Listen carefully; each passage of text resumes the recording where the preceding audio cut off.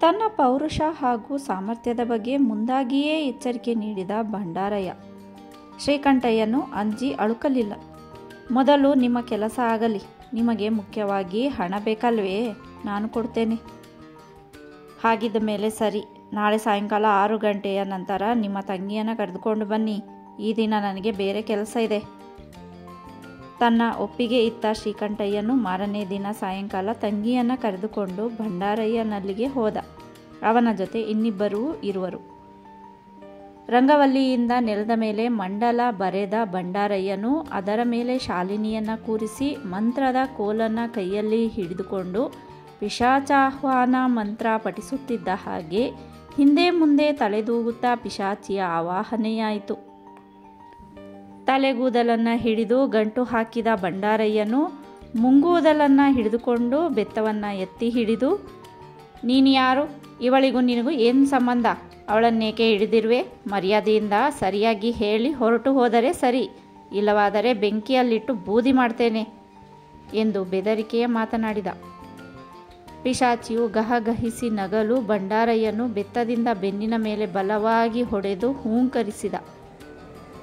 ಆ ಒಂದು ಏಟಿಗೆ ಪಿಶಾಚಿಯು ತತ್ತರಿಸಿ ಹೋಯಿತು. ಭಂಡಾರಯ್ಯನ ಸಾಮರ್ಥ್ಯ ಅದಕ್ಕೆ ಅರಿವಾಯಿತು. ಎರಡನೆಯ ಏಟು ಬೀಳುವ ಮೊದಲೇ ತನ್ನೆರಡು ಕೈಗಳನ್ನು ಮೇಲೆತ್ತಿ ಹಿಡಿದು, ಹೊಡಿಬೇಡ, ನಾನು ಹೊರಟು ಹೋಗ್ತೇನೆ, ಮುಂದೆ ಎಂದೆಂದಿಗೂ ಇವಳಲ್ಲಿಗೆ ಬರೋದಿಲ್ಲ ಎಂದಿತು. ಈಗ ನಾನು ಯಾರೆಂದು ಗೊತ್ತಾಯಿತೇ? ನನಗೆ ಅಣಕಿಸುವೆಯಾ? ಖಂಡಿತ ಹೊರಟು ಹೋಗುವೆಯಾ? ಹೋಗ್ತೇನೆ. ನೀನು ಯಾರು? ಇವಳಿಗೇಕೆ ಬಂದೆ? ಇವಳು ನನ್ನ ಬಾಲ್ಯದ ಗೆಳತಿ, ಅದಕ್ಕಾಗಿ ಬಂದೆ. ಬಾಲ್ಯ ಗೆಳತಿಯೇ? ನಿನ್ನ ಹೆಸರೇನು? ಮಂಜುಳ. ನೀನು ಹೇಗೆ ಸತ್ತೆ? ಬಾವಿಗೆ ಬಿದ್ದು ಸತ್ತೆ. ಈಕೆ ಬಾವಿಯ ಬಳಿ ಬಂದಾಗ ಆವರಿಸಿಕೊಂಡ್ಯಾ? ಹೌದು. ನೀನು ಯಾರೆಂದು ಗೊತ್ತಾಯಿತು? ಇವಳಿಗೆ ತೊಂದರೆ ಕೊಡಲು ಇವಳು ನಿನ್ನ ಗಂಟು ನುಂಗಿದ್ದಳೆ? ಏನೂ ಇಲ್ಲ. ಹಾಗಿದ ಮೇಲೆ ಸುಮ್ಮನೆ ಹೊರಟು ಹೋಗು, ಮುಂದೆ ಯಾರಿಗೂ ತೊಂದರೆ ಕೊಡಬೇಡ. ಹೊರಟು ಹೋಗ್ತೇನೆ. ಅದಕ್ಕೆ ಕುರುವೇನು? ಯಾವ ಬಾವಿಯಲ್ಲಿ ಬಿದ್ದು ಸತ್ತೇನೋ ಅಲ್ಲಿಗೆ ಹೋಗಿ ಬೀಳ್ತೇನೆ. ಆ ಬಾವಿ ಎಲ್ಲಿದೆ? ಕಪ್ಪಯ್ಯನ ತೋಟದ ಹತ್ತಿರ. ಈಗ ಅಷ್ಟು ದೂರ ಯಾರನ್ನೂ ಕಳುಹಿಸಲಾಗುವುದಿಲ್ಲ. ನೀನು ಇಲ್ಲಿಂದ ಹೊರಡುವಾಗ ನಾನು ಹೇಳ್ದಂತೆ ಕೇಳಬೇಕು. ಹಾಗಾದರೆ ಬಿಟ್ಟು ಕಳಿಸುತ್ತೇನೆ, ಇಲ್ಲವಾದರೆ ಭೂತಗಣದ ಕೋಲಿನಲ್ಲಿ ಸೇರಿಸಿ ಸ್ಮಶಾನದಲ್ಲಿ ಹೂತು ಬಿಡ್ತೇನೆ. ನೀನು ಹೇಳಿದಂತೆ ಕೇಳ್ತೇನೆ. ನನ್ನನ್ನು ಎಲ್ಲಿಯೂ ಹೂಳಬೇಡ. ಬಾಗಿಲ ಹೊರಗೆ ಒಂದು ಮಡಕೆ ಇಡ್ತೇನೆ. ನೀನು ಆ ಮಡಕೆಯನ್ನೆತ್ತಿ ಒಡೆದು ಹಾಕಿ ಹೋಗಬೇಕು. ಹಾಗೇ ಆಗಲಿ. ಬಾಗಿಲ ಹೊರಗೆ ಕುರ್ಚಿಯ ಮೇಲೆ ಖಾಲಿ ಹೊಸ ಮಡಕೆಯನ್ನು ಇಡಿಸಿದ ಭಂಡಾರಯ್ಯ. ನಿನಗೀಗ ಬಿಡುಗಡೆ ಮಾಡಿ ಕಳಿಸ್ತೇನೆ, ಹೊರಟೋಗೋ ಎಂದ ಮಾಂತ್ರಿಕನು. ಬಿಡುಗಡೆಯ ಮಂತ್ರವನ್ನು ಉಚ್ಚರಿಸತೊಡಗಿದ. ಮುಂಗೂದಲನ್ನು ಬಿಟ್ಟು. ಆ ತಕ್ಷಣ ಶಾಲಿನಿಯ ಮೈ ಝಲಿಸಿತು. 2 ನಿಮಿಷಗಳಲ್ಲಿಯೇ ಹೊರಗಡೆ ಇದ್ದ ಮಡಕೆಯು ನೆಲದ ಮೇಲೆ ಢಮ್ ಎಂಬ ಶಬ್ದದೊಡನೆ ಬಿದ್ದು ಚೂರು ಚೂರಾಯಿತು. ಶಾಲಿನಿಗೆ ಎದ್ದು ಪಕ್ಕದಲ್ಲಿ ಕುಳಿತುಕೊಳ್ಳುವಂತೆ ಹೇಳಿದ ಭಂಡಾರಯ್ಯನು. ನಿಮ್ಮ ಮಗಳು ಪಿಶಾಚಿಯಿಂದ ಬಿಡುಗಡೆಯಾದಳು. ಇನ್ನು ಭಯಪಡಬೇಕಾದ ಕಾರಣವಿಲ್ಲ. ಮಾತು ಕೊಟ್ಟ ಪ್ರಕಾರ ಹಣ ಕೊಡಿ ಎಂದು ಕೇಳಿದ. ಭಂಡಾರಯ್ಯನು ಇಷ್ಟು ಬೇಗ ಪಿಶಾಚಿಯನ್ನು ಬಿಡಿಸುವನೆಂದು ಶ್ರೀಕಂಠಯ್ಯನು ಊಹಿಸಿಯೇ ಇರಲಿಲ್ಲ. ನಾಳೆ ಬೆಳಿಗ್ಗೆ ರೂಪಾಯಿ ತಂದು ಕೊಡುವೆನೆಂದು ಹೇಳಿ ತಂಗಿಯನ್ನು ಕರೆದುಕೊಂಡು ತನ್ನವರೊಡನೆ ಹಿಂದಿರುಗಿದ. ಈಗಲೇ ಹಣ ಕೊಟ್ಟು ಹೋಗಬೇಕೆಂದು ಹಠ ಮಾಡದ ಭಂಡಾರಯ್ಯನು ಹಾಗೇ ಮಾಡಿರೆಂದು ಹೇಳಿದ. ಮನೆಗೆ ಮರಳಿದ ಶ್ರೀಕಂಠಯ್ಯನ ಮನಸ್ಸು ಪಲ್ಲಟಗೊಂಡಿತು. ಕೇವಲ ಅರ್ಧ ಗಂಟೆಯ ಕಾರ್ಯಕ್ಕೆ 600 ರೂಪಾಯಿ ಕೊಡಬೇಕೇ? ಆತನು ಕಷ್ಟಪಟ್ಟಿದ್ದಾದರೂ ಏನಿದೆ? ಅವನು ಮಾಡಿರುವ ಕೆಲಸಕ್ಕೆ 25, ಹೆಚ್ಚೆಂದರೆ 50 ರೂಪಾಯಿ ಕೊಡಬಹುದು. ಅದಕ್ಕಿಂತ ಹೆಚ್ಚು ಕೊಡುವುದೆಂದರೆ ಶುದ್ಧ ಅನ್ಯಾಯ ಎಂದು ತನ್ನಲ್ಲಿಯೇ ನಿರ್ಣಯಿಸಿಕೊಂಡ. ನಾನಾಗಿ ಅವನಲ್ಲಿಗೆ ಹೋಗುವುದಿಲ್ಲ. ಅವನಾಗಿ ಬಂದರೆ 50 ರೂಪಾಯಿ ಕೊಡುತ್ತೇನೆ. ಬೇಕಾದರೆ ತೆಗೆದುಕೊಳ್ಳಲಿ, ಬೇಡವಾದರೆ ಬಿಡಲಿ. ಅವನೇನು ಮಾಡುವ ಹಾಗಿದ್ದಾನೆ ಎಂದು ಯೋಚಿಸತೊಡಗಿದ. ಆ ಸಮಯದಲ್ಲಿ ಭಂಡಾರಯ್ಯನ ಬೆದರಿಕೆ ಹೇಳಿಕೆಯು ಶ್ರೀಕಂಠಯ್ಯನ ಜ್ಞಾಪಕಕ್ಕೆ ಬಾರದೆ ಹೋಯಿತು. ಶ್ರೀಕಂಠಯ್ಯನು ಯೋಚಿಸಿಕೊಂಡಂತೆ ಮಾರನೇ ದಿನ ಭಂಡಾರಯ್ಯನು ಅವನಲ್ಲಿಗೆ ಹೋಗಲಿಲ್ಲ. ತಾನಾಗಿ ಹೋಗುವಂತಹ ಅವಶ್ಯಕತೆಯಾದರೂ ಏನಿರುತ್ತೆ? ಕೈ ಹಿಡಿದೆಳೆದರೆ ತಾನಾಗಿ ಮುಂದೆ ಬರುತ್ತೆ. ಎರಡನೆಯ ದಿನ ಮಧ್ಯರಾತ್ರಿ ಮನೆ ಹಾರಿ ಬೀಳುವಂತೆ ಕಿಟಾರೆಂದು ಕಿರ್ಚಿಕೊಂಡ ಶಾಲಿನಿಯು ಎದ್ದು ಕುಳಿತಳು. ಅವಳ ಕೂಗಿಗೆ ಮನೆಯವರು ಮಾತ್ರವಲ್ಲದೆ ನೆರೆಹೊರೆಯವರೂ ಬೆಚ್ಚಿಬಿದ್ದರು. ಶ್ರೀಕಂಠಯ್ಯನು ದೀಪ ಹಚ್ಚಿ ನೋಡಲು ತಲೆಗೂದಲನ್ನು ಕೆದರಿಕೊಂಡಿರುವ ಶಾಲಿನಿಯು ವಿಕಾರವಾದ ಮುಖ ಚಹರೆಯೊಡನೆ ಅಬ್ಬರಿಸುತ್ತಾ ಇರುವಳು. ತಂಗಿಯ ಹತ್ತಿರ ಹೋದ ಶ್ರೀಕಂಠಯ್ಯನು ಶಾಲಿನಿ ಶಾಲಿನಿ ಎಂದು ಪ್ರೀತಿಯಿಂದ ಕರೆದ. ಅಯ್ಯಯ್ಯೋ ಅಯ್ಯಯ್ಯಪ್ಪ, ನಾನು ತಡಿಲಾರೆ, ಮೈಯೆಲ್ಲ ಉರಿ, ನಾನು ಉಳಿಯೋದಿಲ್ಲ, ಸಾಯ್ತೇನೆ ಎನ್ನುತ್ತಾ ಶಾಲಿನಿಯು ಚೀರಿ ಅಳತೊಡಗಿದಳು. ಶಾಲಿನಿಯ ಅತ್ತಿಗೆ ಸರಸ್ವತಮ್ಮನು ಗಾಬರಿಯಾಗಿ ಮಾತನಾಡಿಸಿದರೂ ಆಕೆ ಮಾತನಾಡದೆ ಸ್ನಾನದ ಮನೆಗೆ ಹೋಗಿ ಮೈಮೇಲೆ ತಣ್ಣೀರನ್ನು ಸುರಿದುಕೊಂಡಳು. ಉರಿ ಹೆಚ್ಚಾಯಿತೇ ವಿನಃ ಕಡಿಮೆಯಾಗಲಿಲ್ಲ. ನಡುಮನೆಗೆ ಬಂದು ನೆಲದ ಮೇಲೆ ಬಿದ್ದು ಉರುಳಾಡತೊಡಗಿದರೂ ಉರಿ ಶಮನವಾಗಲಿಲ್ಲ. ಇದರಲ್ಲಿ ಭಂಡಾರಯ್ಯನ ಕೈವಾಡವಿದೆ ಎಂದು ಶ್ರೀಕಂಠಯ್ಯನಿಗೆ ತಕ್ಷಣ ಅರಿವಾಯಿತು. ಈಗ ಉದಾಸೀನ ಮಾಡಿದ್ದೇ ಆದರೆ ತಂಗಿ ಉಳಿಯುವುದಿಲ್ಲವೆಂದುಕೊಂಡು ಪೆಟ್ಟಿಗೆಯಿಂದ 600 ರೂಪಾಯಿ ತೆಗೆದುಕೊಂಡು ಆಗಲೇ ಭಂಡಾರಯ್ಯನ ಮನೆಗೆ ಓಡಿದ. ಉರಿ ತಡೆಯದ ಶಾಲಿನಿಯು ಕಿರುಚುಕೊಳ್ಳುತ್ತಾ ಬೊಬ್ಬೆ ಹಾಕುತ್ತಿರುವಳು. ಭಂಡಾರಯ್ಯನ ಮನೆ ಬಾಗಿಲು ತಟ್ಟಿ ಎಚ್ಚರಿಸಿದ ಶ್ರೀಕಂಠಯ್ಯನು 600 ರೂಪಾಯಿಗಳನ್ನು ಅವನ ಮುಂದಿಟ್ಟು, ನನ್ನ ತಪ್ಪನ್ನು ಮನ್ನಿಸಿ ನನ್ನ ತಂಗಿಗೆ ಜೀವದಾನ ನೀಡಿ ನಿಮ್ಮ ಕಾಲಿಡಿದು ಬೇಡಿಕೊಳ್ತೇನೆ ಎಂದು ಪ್ರಾರ್ಥಿಸಿದ. ವ್ಯಂಗ್ಯವಾಗಿ ನಕ್ಕ ಭಂಡಾರಯ್ಯನು, ನನಗೀಗ ರೂಪಾಯಿ ಬೇಕಾಗಿಲ್ಲ, ತೆಗೆದುಕೊಂಡು ಹೋಗೋ ಎಂದು ಹೇಳಿದ. ಶ್ರೀಕಂಠಯ್ಯನು ಹಿಂದಿರುಗುವನೇ? ಭಂಡಾರಯ್ಯನ ಪಾದಗಳನ್ನು ಹಿಡಿದುಕೊಂಡು, ನನ್ನ ತಂಗಿಯು ಪಡುತ್ತಿರುವ ಯಮಬಾಧೆ ನೋಡಲಾರೆ, ಆಕೆ ನನ್ನ ತಂಗಿಯಲ್ಲ, ನಿಮ್ಮ ಮಗಳೆಂದು ತಿಳಿದು ಕಾಪಾಡಿ ಎಂದು ಬೇಡಿಕೊಂಡ. ಬೆಳಗ್ಗೆ ತಂದು ಕೊಟ್ಟಿದ್ದರೆ 600 ರೂಪಾಯಿಗೆ ಒಪ್ಪಿಕೊಳ್ಳುತ್ತಿದ್ದೆ, ಈಗ ಒಪ್ಪಲಾರೆ. ಈಗ ರೂಪಾಯಿಗೆ 400 ರೂಪಾಯಿ ಸೇರಿಸಿ 1000 ರೂಪಾಯಿ ತಂದುಕೊಟ್ರೆ ಕೈಯಲ್ಲಿ ಹಿಡಿತೇನೆ, ಇಲ್ಲವಾದರೆ ಬೇಕಾಗಿಲ್ಲ ಕಡ್ಡಿ ಮುರಿದಂತೆ ಹೇಳಿದ ಭಂಡಾರಯ್ಯ. ಬೆಳಗ್ಗೆಯೇ ತಂದು ಕೊಡ್ತೇನೆ. ಅದಾಗದು, ಈಗಲೇ ತಂದು ಕೊಡಬೇಕು. ತನ್ನ ಛಲವನ್ನೇ ಸಾಧಿಸಿದ ಭಂಡಾರಯ್ಯ. ದೇವರಾಣೆ ಬೆಳಿಗ್ಗೆ ತಂದು ಕೊಡ್ತೇನೆ. ನಿಮ್ಮ ಆಣೆ ಪ್ರಮಾಣ ಯಾರಿಗೆ ಬೇಕಾಗಿದೆ? ಈಗ ಕೊಟ್ಟ ಮಾತಿನಂತೆ ನಡೆದುಕೊಂಡಿದ್ದೇ ಸಾಕು. ಈಗ ನಿಮ್ಮ ತಂಗಿಗೆ ಬಂದ ಗತಿಯು ನಾಳೆ ನಿಮ್ಮ ಆಕೆಗೆ ಬಾರದಿರುವುದಿಲ್ಲ. ಆ ಮುಂದಿನ ಸರದಿ ನಿಮ್ಮದು. ನಿರುಪಾಯನಾದ ಶ್ರೀಕಂಠಯ್ಯನು ಇವನು ಮಹಾ ಕಠಿಣ ಹೃದಯವನಾಗಿದ್ದಾನೆಂದು, ಕನಿಕರವೆಂಬುದೇ ಇವನಲ್ಲಿಲ್ಲ ಎಂದುಕೊಂಡು 600 ರೂಪಾಯಿಗಳನ್ನು ಅಲ್ಲಿಯೇ ಬಿಟ್ಟು ಮನೆಗೆ ಹಿಂದಿರುಗಿದ. ಶಾಲಿನಿಯು ಎದೆ ಬಾಯಿ ಬಡ್ಕೊಂಡು ಹುಚ್ಚಳಂತೆ ಅಳುತ್ತಿರುವಳು. ಯಾರು ಸಮಾಧಾನ ಹೇಳಿದರೂ ಆಕೆಯ ರೋಧನ ನಿಲ್ಲುತ್ತಿಲ್ಲ. ತನ್ನವರು ಡಾಕ್ಟರನ್ನು ಕರೆದುಕೊಂಡು ಬರಲು ಹೋಗಿರಬಹುದೆಂದು ಯೋಚಿಸುತ್ತಿದ್ದ ಹಾಗೆ ಶ್ರೀಕಂಠಯ್ಯನು ಬಂದುದನ್ನು ಕಂಡು ಸರಸ್ವತಮ್ಮನು ಡಾಕ್ಟರ್ ಬರಲಿಲ್ವೇ ಎಂದು ಕೇಳಿದಳು. ಡಾಕ್ಟರಿಂದ ವಾಸಿಯಾಗುವ ಕಾಯಿಲೆ ಅಲ್ಲ ಇದು ಎಂದ ಶ್ರೀಕಂಠಯ್ಯನು 10 ನಿಮಿಷಗಳಲ್ಲಿಯೇ ಬರುವೆನೆಂದು ಹೇಳಿ 400 ರೂಪಾಯಿಗಳನ್ನು ತೆಗೆದುಕೊಂಡು ಭಂಡಾರಯ್ಯನಲ್ಲಿಗೆ ಹೊರಟ. ಸರಸ್ವತಮ್ಮನಿಗೆ ಆಶ್ಚರ್ಯವಾದರೂ ಕಾರಣ ಕೇಳಿ ತಿಳಿಯಲು ಆಸ್ಪದವಿಲ್ಲ. ಭಂಡಾರಯ್ಯನಲ್ಲಿಗೆ ಬಂದ ಶ್ರೀಕಂಠಯ್ಯನು ಅವನ ಮುಂದೆ 400 ರೂಪಾಯಿಗಳನ್ನಿಟ್ಟು ನನ್ನ ತಂಗಿಯನ್ನು ಉಳಿಸಿರೆಂದು ಬೇಡಿಕೊಂಡ. ಅಣಕಿಸುವ ಧ್ವನಿಯಲ್ಲಿ ಭಂಡಾರಯ್ಯನು, ಈಗ ನನ್ನ ಶಕ್ತಿ ಅರಿವಾಯಿತೇ? ಹೇಗಿದೆ ಭಂಡಾರಯ್ಯನ ಪ್ರಭಾವ? ಈಗ ರೂಪಾಯಿ ತೆಗೆದುಕೊಂಡು ಬಾರದೆ ಹೋಗಿದ್ದರೆ ನಾಳೆ ನಿಮ್ಮ ಮೇಲೆ ಪ್ರಯೋಗ ಮಾಡಿ ಇಡುತ್ತಿದ್ದೆ. ನನ್ನ ವಿದ್ಯೆಗಳಲ್ಲಿ ಒಂದೊಂದು ಸಣ್ಣ ವಿದ್ಯೆ ಇದು ಎಂದ. ಶ್ರೀಕಂಠಯ್ಯನು ಕೈ ಜೋಡಿಸಿ, ನನಗೀಗ ಅರಿವಾಯಿತು, ನನ್ನ ತಂಗಿಗೆ ಜೀವದಾನ ನೀಡಿ ಪುಣ್ಯ ಕಟ್ಟಿಕೊಳ್ಳಿ ಎಂದು ಪ್ರಾರ್ಥಿಸಿದ. ಬೆಂಕಿಗೆ ಹಿಡಿದರೆ ಬೆಣ್ಣೆ ಕರಗುವುದಲ್ಲದೆ ನೀರಿನಲ್ಲಿಟ್ಟರೆ ಕರಗುವುದೇ? ಈ ಭಂಡಾರಯ್ಯನು ನನಗೇನು ಮಾಡಬಲ್ಲ ಎಂದು ತಿಳಿದಿದ್ದರಲ್ವೇ? ಇನ್ನು ಮುಂದೆ ಈ ರೀತಿ ಮಾತು ಕೊಟ್ಟು ತಪ್ಪಬೇಡಿ. ಯಾರೇ ಆಗಿರಲಿ ಕೊಟ್ಟ ಮಾತಿನಂತೆ ನಡೆದುಕೊಳ್ಳಬೇಕಾದ್ದು ಗೌರವಸ್ಥನ ಮುಖ್ಯ ಕರ್ತವ್ಯ. ಇದೋ ಈ ಸೀಸೆ ತೆಗೆದುಕೊಂಡು ಹೋಗಿ ಇದರಲ್ಲಿರುವ ನೀರನ್ನು ನಿಮ್ಮ ತಂಗಿಯ ಮೈ ಮೇಲೆ ಚಪ್ಪಳಿಸಿ, ಅವಳು ಸರಿ ಹೋಗುತ್ತಾಳೆ ಎಂದ ಭಂಡಾರಯ್ಯನು ಮಂತ್ರದ ನೀರು ತುಂಬಿರುವ ಸಣ್ಣ ಸೀಸೆಯನ್ನು ಶ್ರೀಕಂಠಯ್ಯನ ಕೈಯಿಗೆ ಇತ್ತ. ಸೀಸೆ ತೆಗೆದುಕೊಂಡು ಒಂದೇ ಉಸಿರಿಗೆ ಮರಳಿ ಬಂದ ಶ್ರೀಕಂಠಯ್ಯನು ಸೀಸೆಯ ಬಿರಟೆ ತೆಗೆದು ಇನ್ನೂ ಕಿರುಚಿಕೊಳ್ಳುತ್ತಾ ಸಂಕಟ ಪಡುತ್ತಿದ್ದ ತಂಗಿಯ ತಲೆಯ ಮೇಲೆ ನೀರನ್ನು ಸಿಂಪಡಿಸಿದ. ಉರಿಯು ಶಮನವಾಗಿ ಕಿರುಚಿಕೊಳ್ಳುವುದು ನಿಂತಿತು. ಆಶ್ಚರ್ಯಗೊಂಡ ಸರಸ್ವತಮ್ಮನು ಸೀಸೆಯಲ್ಲಿದ್ದುದೇನು, ಎಲ್ಲಿಂದ ತಂದಿರೆಂದು ಕೇಳಲು ಅಲ್ಲಿ ಉತ್ತರ ನೀಡದ ಶ್ರೀಕಂಠಯ್ಯನು ತಂಗಿಗೆ ನಿಶ್ಚಿಂತೆಯಿಂದ ಮಲಗುವಂತೆ ಹೇಳಿ ಸತಿಯೊಡನೆ ರೂಮಿಗೆ ಬಂದು ಆಕೆಯೊಡನೆ ನಡೆದ ಸಂಗತಿ ಹೇಳಲು, ಬೆರಗಾದ ಆಕೆಯು 300 ರೂಪಾಯಿ ಮೊದಲು ಕೊಟ್ಟಿದ್ದರೆ ಅಥವಾ ಆಮೇಲಾದರೂ 600 ರೂಪಾಯಿ ಕೊಟ್ಟಿದ್ದರೆ ಈ ತೊಂದರೆಯೇ ಸಂಭವಿಸುತ್ತಿರಲಿಲ್ಲವೆಂದು ಹೇಳಲು ಆತನು ಹೌದೆಂದು ತಲೆಯಾಡಿಸಿದನೇ ವಿನಃ ತನ್ನ ಪ್ರತಿಕ್ರಿಯೆ ಏನೂ ತೋರಲಿಲ್ಲ. ಭಂಡಾರಯ್ಯನ ಜೀವನ ಇತಿಹಾಸದಲ್ಲಿ ಇಂತಹ ಹಲವಾರು ಘಟನೆಗಳು ನಡೆದು ಹೋಗಿದೆಯಲ್ಲದೆ ಆ ಪ್ರಕರಣಗಳು ಪಂಜಿನಪುರದಲ್ಲಿ ಮನೆ ಮಾತಾಗಿ ಹೋಗಿವೆ. ತನ್ನ ಮಂತ್ರಶಕ್ತಿಯ ಮಹತ್ವ ಕಾರ್ಯಕ್ಕಾಗಿ ಯಾವ ಊರಿಗೆ ಬೇಕಾದರೂ ಎಷ್ಟು ಮೈಲಿಗಳ ದೂರದಲ್ಲಿದ್ದರೂ ಹೋಗಿ ಬರುವನು. ತಮ್ಮ ಕಾರ್ಯಾನುಕೂಲತೆಗಾಗಿ ಪರ ಊರುಗಳಲ್ಲಿರುವವರೂ ಪಂಜಿನಪುರಕ್ಕೆ ಬಂದು ತಮ್ಮ ಅಹವಾಲು ಹೇಳಿಕೊಂಡು ಆತನು ಬಯಸಿದಷ್ಟು ಹಣ ಕೊಟ್ಟು ತಮ್ಮ ಕಾರ್ಯದಲ್ಲಿ ಯಶಸ್ವಿಯಾಗಿ ಆತನನ್ನು ಕೊಂಡಾಡುತ್ತಿರುವರು.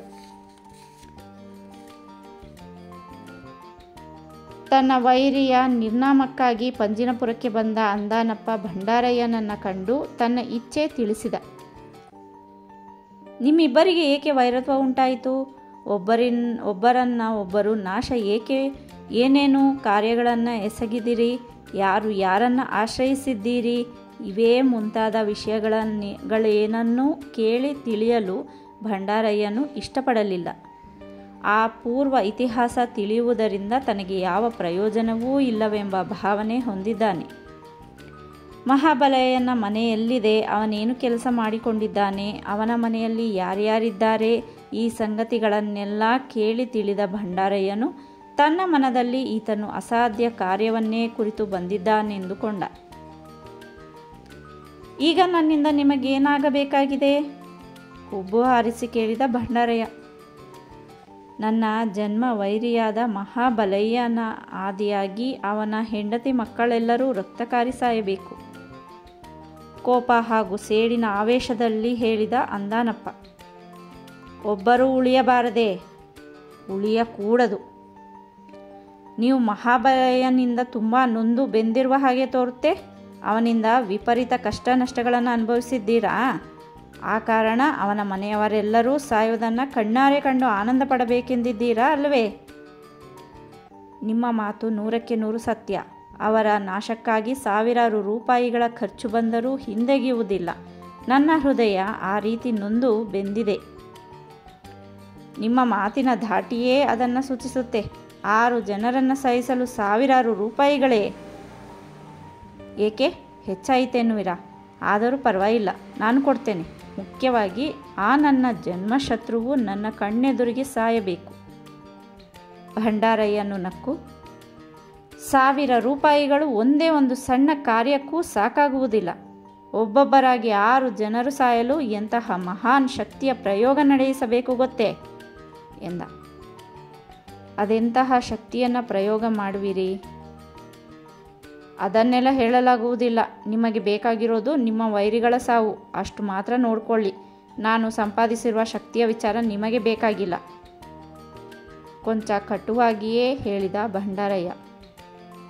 ಗೊತ್ತಾಯಿತು ಬಿಡಿ. ಅವರೆಲ್ಲರನ್ನೂ ಸಾಯಿಸಲು ನಿಮಗೆ ಖರ್ಚಾಗುವ ವೆಚ್ಚವೆಷ್ಟು? ಹಣ ಎಷ್ಟಾದರೂ ಖರ್ಚಾಗಲಿ, ಆ ವಿಚಾರ ನಿಮಗೆ ಬೇಡ. ನಾನು ಕೇಳಿದಷ್ಟು ಹಣ ಕೊಡಬೇಕು. ಎಷ್ಟು ರೂಪಾಯಿ ಕೊಡಬೇಕು? ಇವನು ಹೆಚ್ಚಿನ ಮೊಬಗಲನ್ನೇ ಕೇಳುವೆನೆಂದುಕೊಂಡ ಅಂದಾನಪ್ಪನ ಧ್ವನಿಯು ಆವೇಶದಿಂದ ಕೂಡಿರದೆ ತಣ್ಣಗಾಗಿದೆ. ನಿಮ್ಮ ವೈರಿಗಳು ಏಕಾಏಕಿ ಸಾಯಬೇಕು ಅಥವಾ ನರಳಿ ಸಾಯುವಂತೆ ಮಾಡಬೇಕೋ? ನರಳಿ ಸಾಯುವ ಹಾಗೆ ಮಾಡಬೇಕು. ಆಗಲೇ ನನಗೆ ಸಂತೋಷವಾಗುವುದು. ಮೊದಲು ಗಂಡು ಮಕ್ಕಳಿಬ್ಬರು ಸಾಯಬೇಕು. ಅನಂತರ ಹೆಣ್ಣು ಮಕ್ಕಳು ಸತ್ತು ಸಮಾಧಿಯಾಗಬೇಕು. ಮಕ್ಕಳು ಸತ್ತ ದುಃಖದಲ್ಲಿ ಗಂಡ ಹೆಂಡತಿ ಇಬ್ಬರೂ ಕೊರಗಿ ಹಣ್ಣಾಗಿರಬೇಕು. ಆಮೇಲೆ ಆ ಡಾಕಿನಿ ಚಂದ್ರಮ್ಮನ್ನು ರಕ್ತಕಾರಿ ಸಾಯಬೇಕು. ಆ ತರುವಾಯ ಮಹಾಬಲಯ್ಯನು ನಾನಾ ಬಗೆಯ ಸಂಕಟಕ್ಕೊಳಗಾಗಿ ಸಾಯಬೇಕು. ಇದು ನನ್ನ ಮನದೆಚ್ಚೆಯಾಗಿದೆ.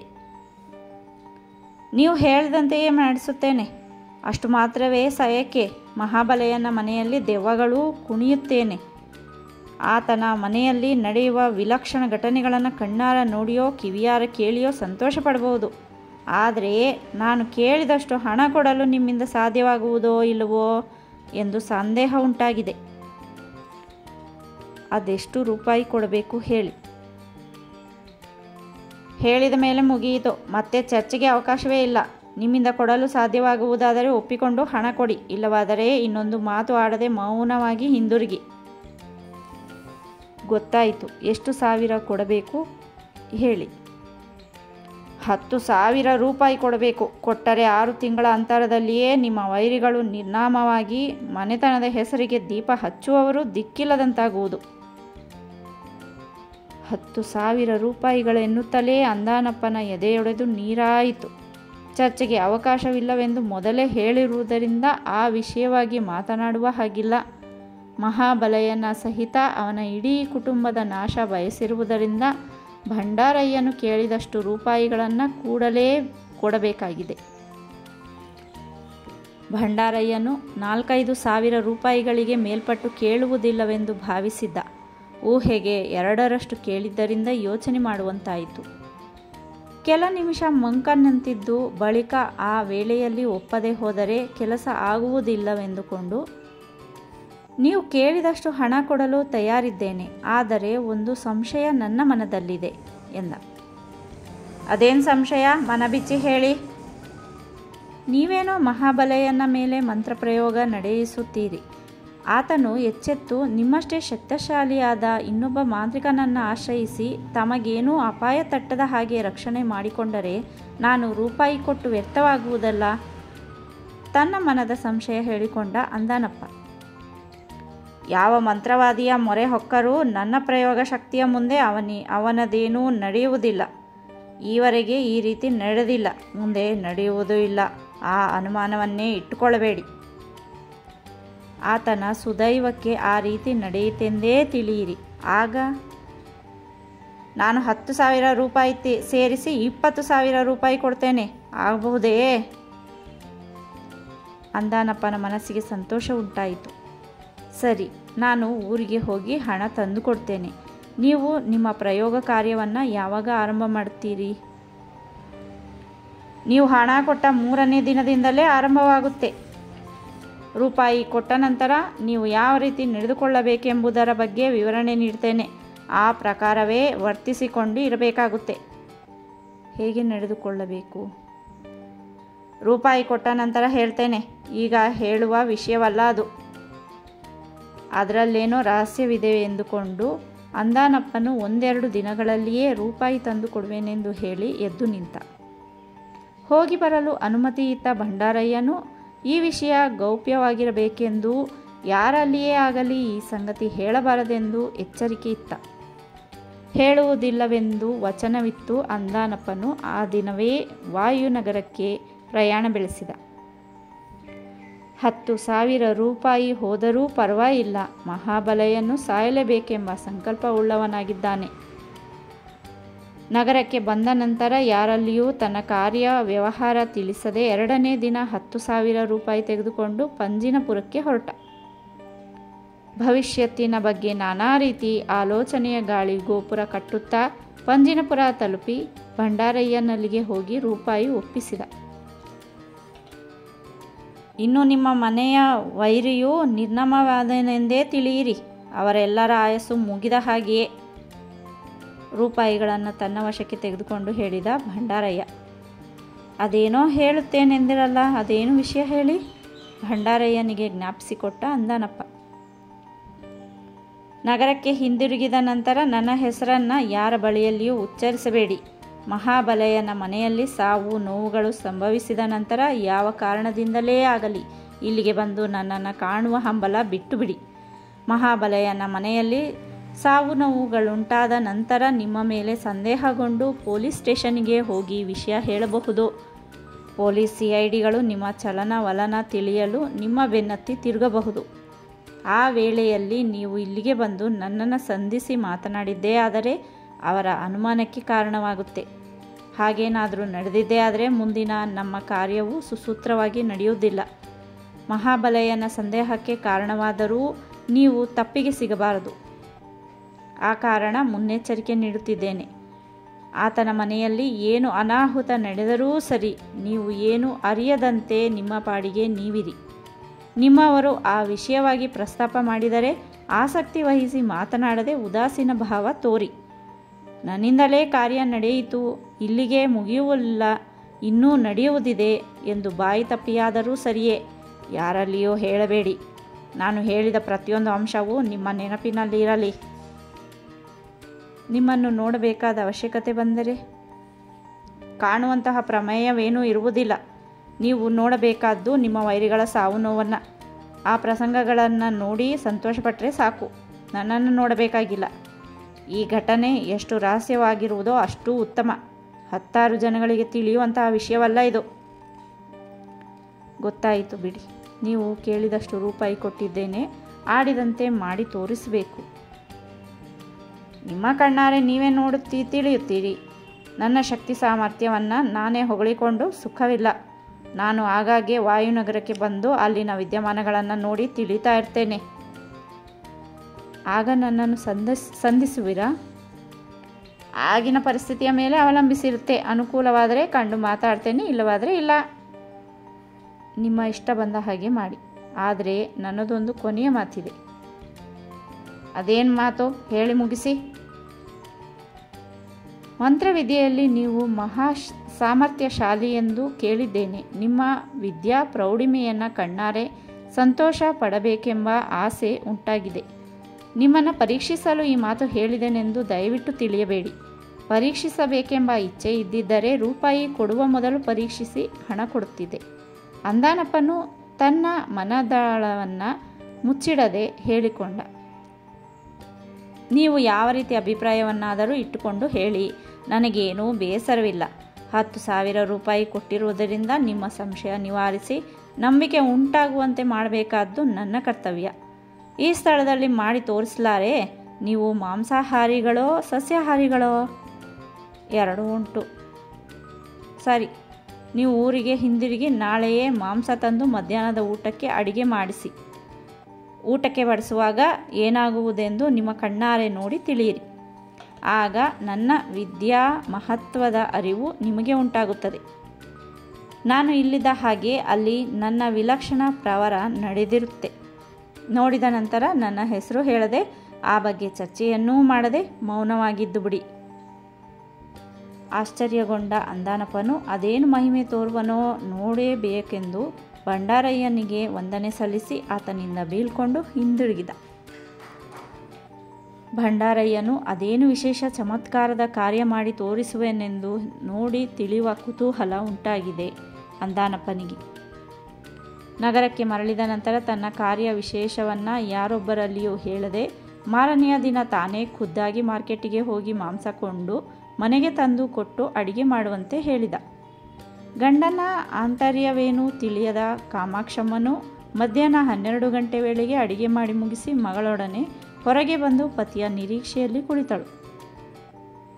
1 ಗಂಟೆ ವೇಳೆಗೆ ಮಗನಾದ ಹರಿನಾಥನು ಆಗಮಿಸಿದನು. ನಿಮ್ಮಪ್ಪ ಬರುವ ವೇಳೆಯಾಯಿತು, ಬರುತ್ತಲೇ ಊಟಕ್ಕೆ ಬಡಿಸುವೆನೆಂದು ಕಾಮಾಕ್ಷಮ್ಮನು ಮಗನಿಗೆ ಹೇಳಲು ಮೌನವಾಗಿ ತನ್ನ ಒಪ್ಪಿಗೆ ಇತ್ತ.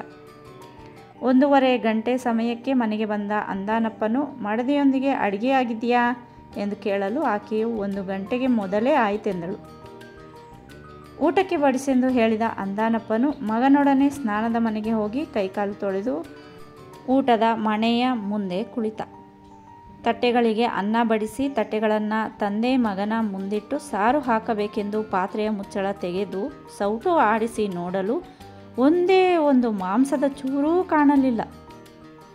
ಆಶ್ಚರ್ಯ ಹಾಗೂ ಗಾಬರಿಯಾದ ಕಾಮಾಕ್ಷಮ್ಮನು 10 ಬಾರಿ ಸೌಟನ್ನು ಆಡಿಸಿ ನೋಡಿದರೂ ಮಾಂಸದ ಚೂರುಗಳು ಕಾಣಲಿಲ್ಲ. ಇದೇನು ಆಶ್ಚರ್ಯ, ಒಂದೇ ಒಂದು ಚೂರೂ ಕಾಣುತ್ತಿಲ್ಲವಲ್ಲ, ಅದು ಹೇಗೆ ಮಾಯವಾಯಿತು? ಯಾರು ಕದ್ದು ತಿಂದಿರಬಹುದು ಎಂದು ತನಗೆ ತಾನೇ ಯೋಚಿಸಿ ಕಂಗೆಟ್ಟಳು. ಮಗಳ ಮೇಲೆ ಆ ತಪ್ಪು ಹೊರಿಸಲೂ ಆಗದು. ಭಂಡಾರಯ್ಯನು ಹೇಳಿದ ವಿಷಯವನ್ನು ಮೆಲುಕು ಹಾಕುತ್ತಾ ಅಂದಾನಪ್ಪನು ಆ ವಿಲಕ್ಷಣ ನೋಡಿ ತಿಳಿಯುವ ಕುತೂಹಲ ಉಳ್ಳವನಾಗಿರಲಿಲ್ಲ. ಅಡಿಗೆ ಮನೆಯಿಂದ ಹೊರಗೆ ಬಂದ ಕಾಮಾಕ್ಷಮ್ಮನು ಪಾತ್ರೆಯಲ್ಲಿ ಸಾರು ಮಾತ್ರ ಇದ್ದೆ ಒಂದು ಮಾಂಸದ ಚೂರು ಇಲ್ಲದೆ ಮಾಯವಾಗಿದೆ ಎಂದಳು. ಮಾಂಸವನ್ನು ಮಾಯ ಮಾಡುವುದಕ್ಕಾಗಿಯೇ ಮಾಂಸದ ಅಡಿಗೆ ಮಾಡಿಸುವಂತೆ ಭಂಡಾರಯ್ಯನು ಹೇಳಿದನೆಂದುಕೊಂಡ ಅಂದಾನಪ್ಪನು ಆ ಪ್ರವರ ಹೇಳದೆ ಆಶ್ಚರ್ಯಪಟ್ಟವನಂತೆ ನಟಿಸಿ ಮಡದಿಯ ಮುಖ ನೋಡಿದ. ಅದೇಕೆ ಹಾಗೆ ನೋಡ್ತೀರಾ? ನಾನು ತಿಂದೇನೆಂದೆ? ನಿಮಗೆ ನನ್ನ ಮೇಲೆ ಅನುಮಾನವೇ? ಸೌಟನ್ನು ಕೈಯಲ್ಲಿ ಹಿಡಿದುಕೊಂಡು ನಿಂತ ಹಾಗೆಯೇ ಕೇಳಿದಳು ಕಾಮಾಕ್ಷಮ್ಮ. ಅಂದಾನಪ್ಪನು ನಕ್ಕು, ನಿನ್ನ ಮೇಲೆ ಅನುಮಾನವೇ? ಹಾಗೆಂದಿಗೂ ತಿಳಿಯಬೇಡ. ನೀವಿಬ್ಬರೂ ಹೊರಗಿರುವಾಗ ಅದ್ಯಾರು ಅಡುಗೆ ಮನೆಗೆ ಹೋಗಿ ಮಾಂಸ ತಿಂದು ಹೊರಟು ಹೋದರೋ ಏನೋ ಎಂದ.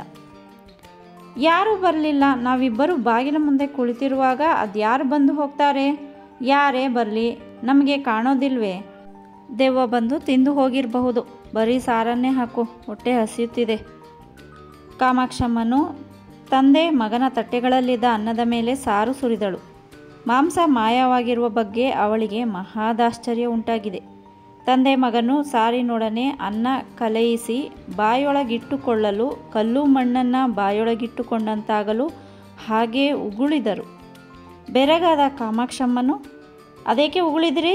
ಸಾರು ರುಚಿ ಇಲ್ಲವೇ? ಉಪ್ಪಾಗಿರುವುದೇ ಎಂದು ಕೇಳಿದಳು.